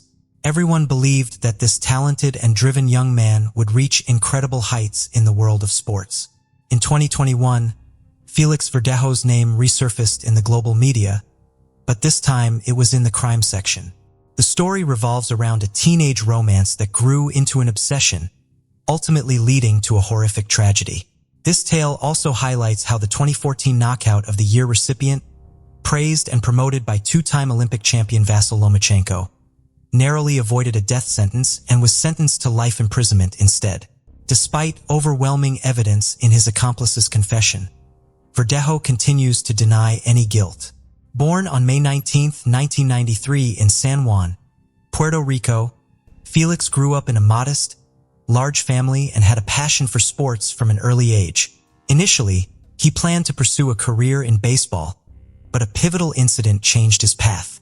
At 9 years old, after a quarrel and fight with a visiting friend's son, Felix's father suggested he take up boxing if he wanted to fight. Felix fell in love with boxing from his first training session at the local gym. By 16, Felix won the Pan American Junior Championships, followed by his country's championship a year later. In February 2012, he reached the quarterfinals at the London Olympics, marking the start of his impressive professional career. Verdejo had 29 fights, securing 27 victories. In February 2014, he was credited with the year's best knockout against Sergio Villanueva. A year later, Felix won his first championship belt, the WBO Latino title, which he defended 6 times over 2 years. His skill and talent left no doubt that he was destined for greatness in boxing history. Keishla Rodriguez, born in November 1993 in San Juan, had a similar background. Her full name was Keishla Marlene Rodriguez Ortiz. She grew up in a close-knit family with her parents, Jose and Kayla Rodriguez, her sister, Beryliz Nicole, and her half-brother, Jonathan. Keishla was outgoing, excelled in school, and loved animals, aspiring to be a veterinarian. Her sister, Beryliz, was her confidant and best friend. Keishla and Felix attended the same school and developed a romantic relationship in their teenage years. When Keishla's parents divorced in February 2011, her mother moved to Florida, but Keishla and her sister remained in San Juan, staying closely connected. At 18, the promising boxer Felix, who had already competed in the Olympics, began dating Luz Maria Santiago Sierra, a young aspiring model. Despite being in a relationship with Elisa, Felix continued seeing his childhood friend, Keishla. Keishla's sister and mother knew about the affair and disapproved of it, recognizing the complexity of the situation. Elisa believed she was Felix's one true love and future wife, while Keishla, aware of Felix's engagement, found herself unable to break away from him. Felix's relationships were tumultuous, marked by his rising fame and the constant attention from admirers. Despite his serious relationship with Elisa, he could not let go of Keishla. This love triangle filled with deception and emotional turmoil ultimately led to a tragic conclusion. The once promising star of Puerto Rican boxing who seemed destined for greatness ended up in the criminal chronicles, his legacy forever marred by the events that unfolded in 2021. On top of that, he was her first great love. and deep down, the naive girl herself still hoped to be the one. In 2016, the boxer did marry the young Eliza, who at that time was barely 19 years old. Eliza by that time was already quite a famous model, had tens of thousands of followers in social networks, and also opened her own beauty studio for eyelash extensions. In August of the same year, just a few months after the wedding, the athlete got into a serious car accident when he was rushing on his motorcycle. He was taken to the hospital in serious condition with head injuries, bruises, and lacerations.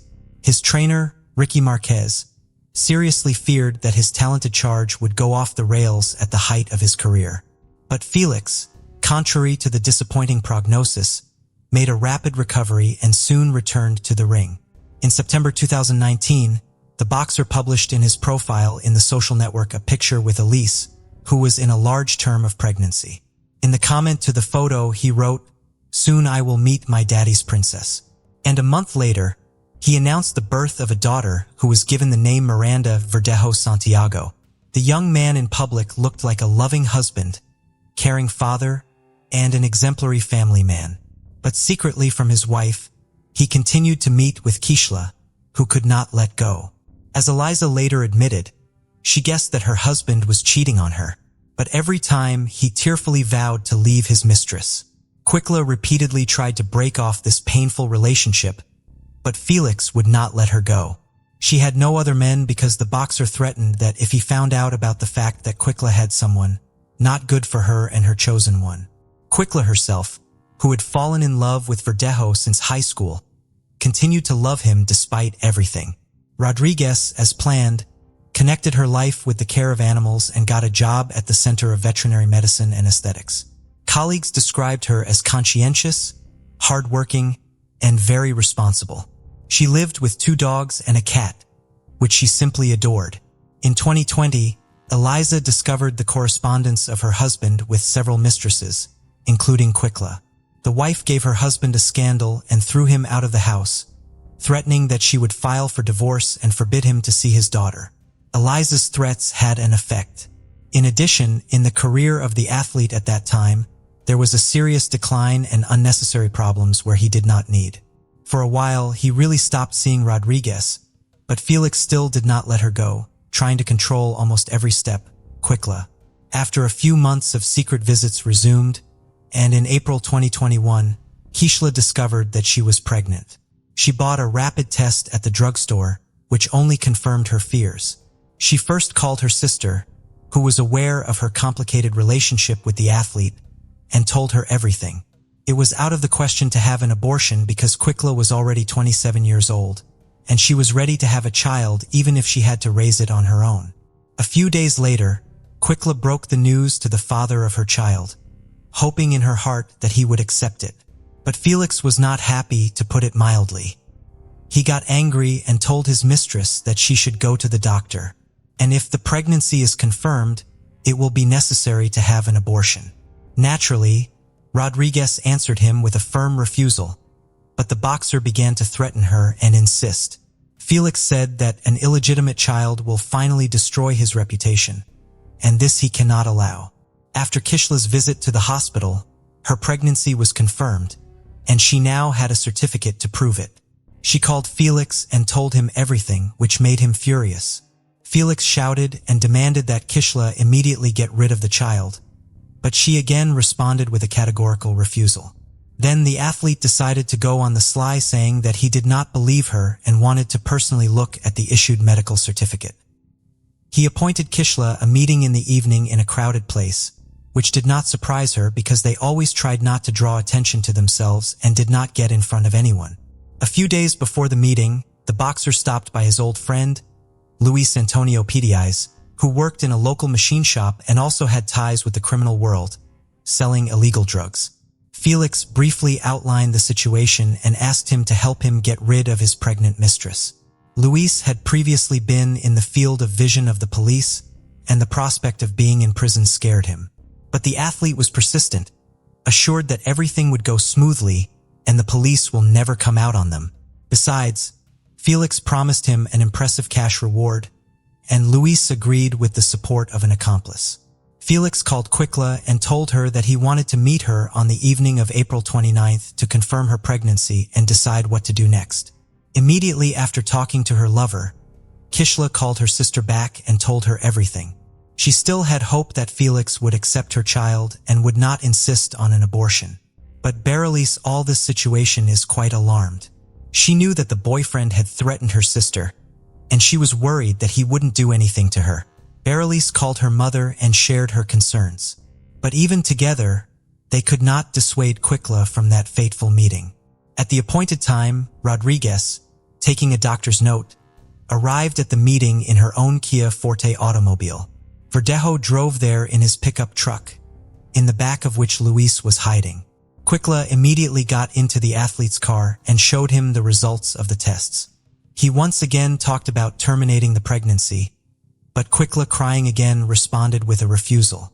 Against this background, the couple began to quarrel violently, turning to shouting. Then Felix suddenly hit Quicla in the head with his fist, from which she immediately lost consciousness. Until Quicla regained consciousness, Felix took a syringe with a large dose of illegal substances hidden in the glove compartment of the car, which Luis had obtained at his request, and injected Quicla. Then, together with his accomplice, they carried her to the back of the car where there were already prepared pieces of wire and a concrete block. The men tied Rodriguez up, attached the load, and then covered her with a tarp so that no one would accidentally see anything. Felix then returned to the pickup truck while his accomplice got behind the wheel of Quicla's vehicle. Together, they drove to the bridge over the San Jose Lagoon. It was virtually deserted at night, and the men, making sure no one could see them, threw Quicla, still alive, into the water. Afterward, however, they decided to fire a few test shots in pursuit using the firearms they had brought with them so as not to leave the victim any chance. Having finished the massacre, each of the perpetrators went home. Quicla's co-workers were the first to worry when she didn't show up at the Veterinary Medicine and Aesthetics Center the next day. Quicla has always been very responsible and couldn't just not show up for work without notifying anyone. Since she didn't answer the phone, it was decided to contact her sister to find out what happened. After several unsuccessful attempts to contact her sister, she went to her house. No one answered the door, but Mary Lice had a spare key, so she got in without difficulty. However, she was met only by hungry animals who had not eaten anything for almost 24 hours. Now Berenice was already in a panic because she realized that something terrible or irreparable had happened to Quicla. She immediately called her mother and told her everything, and then reported to the police about her suspicions and threats to her sister. She also called Felix, but he claimed that he had spent the previous evening and night at home with his family and had not gone to any meeting. The missing girl's mother took the first flight from Florida to San Juan. She thought that her lover might have taken her daughter to a private clinic and paid for her to have an abortion without her consent. Kayla didn't even want to think about the fact that Quicla was no longer alive. The first thing to do was to question the missing girl's neighbors and co-workers, but they didn't notice anything suspicious and couldn't provide the investigation with any useful information. In parallel, messages about the disappearance of Rodriguez were posted on popular social networks with requests to respond to those who know anything about her fate or current whereabouts. The case quickly received wide publicity. And when it became known that the missing girl was in a long-term relationship with a famous athlete and was expecting a child from him, reporters literally lined up to interview any of Rodriguez's family members. The relatives did not hold anything back and spoke out about their suspicions, among other things, blaming Felix for the incident.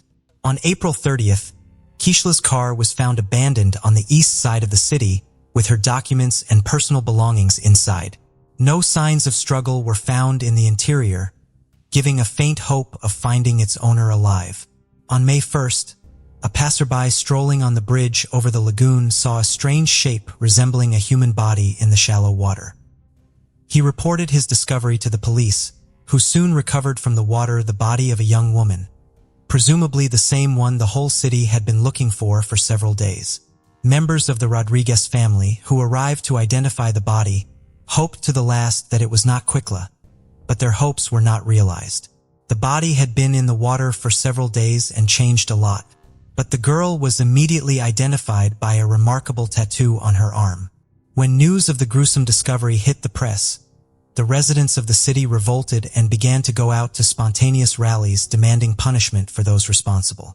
The same day, Verdejo was detained and taken to the police station for questioning, but the athlete categorically denied his involvement and claimed that on the night of Keishla's disappearance, he was at home with his family. As there was nothing to charge him, Felix was released on his own recognizance. One of the key witnesses was the athlete's legal wife, who at the first interrogation admitted that she was aware of his affair with Keishla, but that she had heard about her rival's pregnancy for the first time.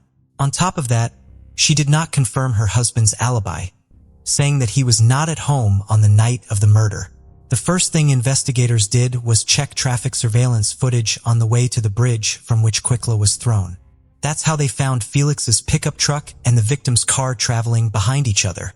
But the Kia Forte was clearly not driven by its owner. On the same day, the boxer's car was seized for examination, and in its body, they found some hair of the deceased. Luis was the first to surrender to the police, promising to tell the whole truth in exchange for a reduced sentence. Felix was also taken into custody, but he refused to cooperate with the investigation, did not answer questions, and continued to deny his guilt despite the presence of irrefutable evidence.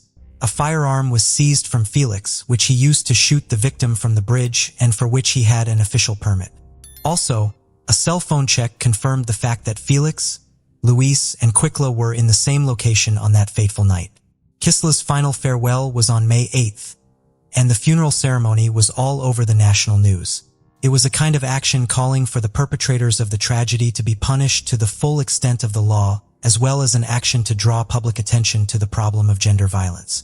The coffin with Rodriguez's body was brought to the cemetery, not in a traditional hearse, but in a white carriage over which white flower petals were thrown from the air. Many famous Puerto Rican natives, including show business stars, athletes, politicians, and public figures, have spoken out about the high-profile incident.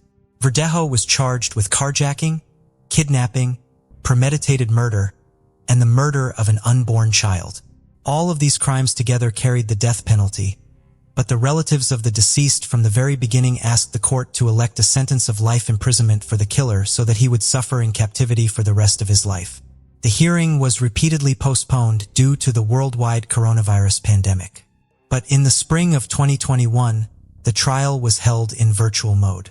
The court found that the crime was committed by a group of persons by prior conspiracy and with particular cruelty against a pregnant woman. It was possible to reconstruct the chain of events of that night and the details of the crime, mainly thanks to the testimony of Luis, who did not deny his guilt. He admitted that it was he who, at the request of a friend, got the drug for injection and also brought a wire and a concrete block to get rid of the body. But Felix continued to insist on his non-involvement in the case, although his words could not seriously affect the situation. By the way, the wife of the boxer, who acted in court as a witness almost immediately after the arrest of her husband, filed for divorce and tried to abstract from what was happening, focusing on the development of his business and raising a young daughter. According to some reports, not so long ago, Elisa Santiago remarried. Elisa herself admitted in an interview that she repeatedly received anonymous calls and messages with death threats, as well as death wishes to her and even Miranda. Many considered it was the spouse of the athlete as the organizer of the crime, but no evidence was found. In the summer of 2023, it became known that the jury, having familiarized itself with all the evidence and heard the testimony of all the witnesses, was finally ready to announce the final verdict. Felix Verdejo and his accomplice Luis Cadiz were found guilty on each of the charges against them. But despite this, the killers have not yet been sentenced. The next court hearing is scheduled for mid-November 2023. Most likely, both men involved in the deaths of Keishla Rodriguez and her unborn child will likely go to prison for life with no right to ever leave prison. Thank you for joining us on this journey into the depths of unsolved mysteries. Cold cases not only challenge our understanding of the past, but also ignite our curiosity and determination for answers. Remember to subscribe to stay updated on our latest investigations. And if you have any information regarding the cases we've covered, don't hesitate to reach out. Together, we can shed light on the shadows of the past and bring closure to those who seek it. Until next time, stay vigilant, stay curious, and never stop seeking the truth.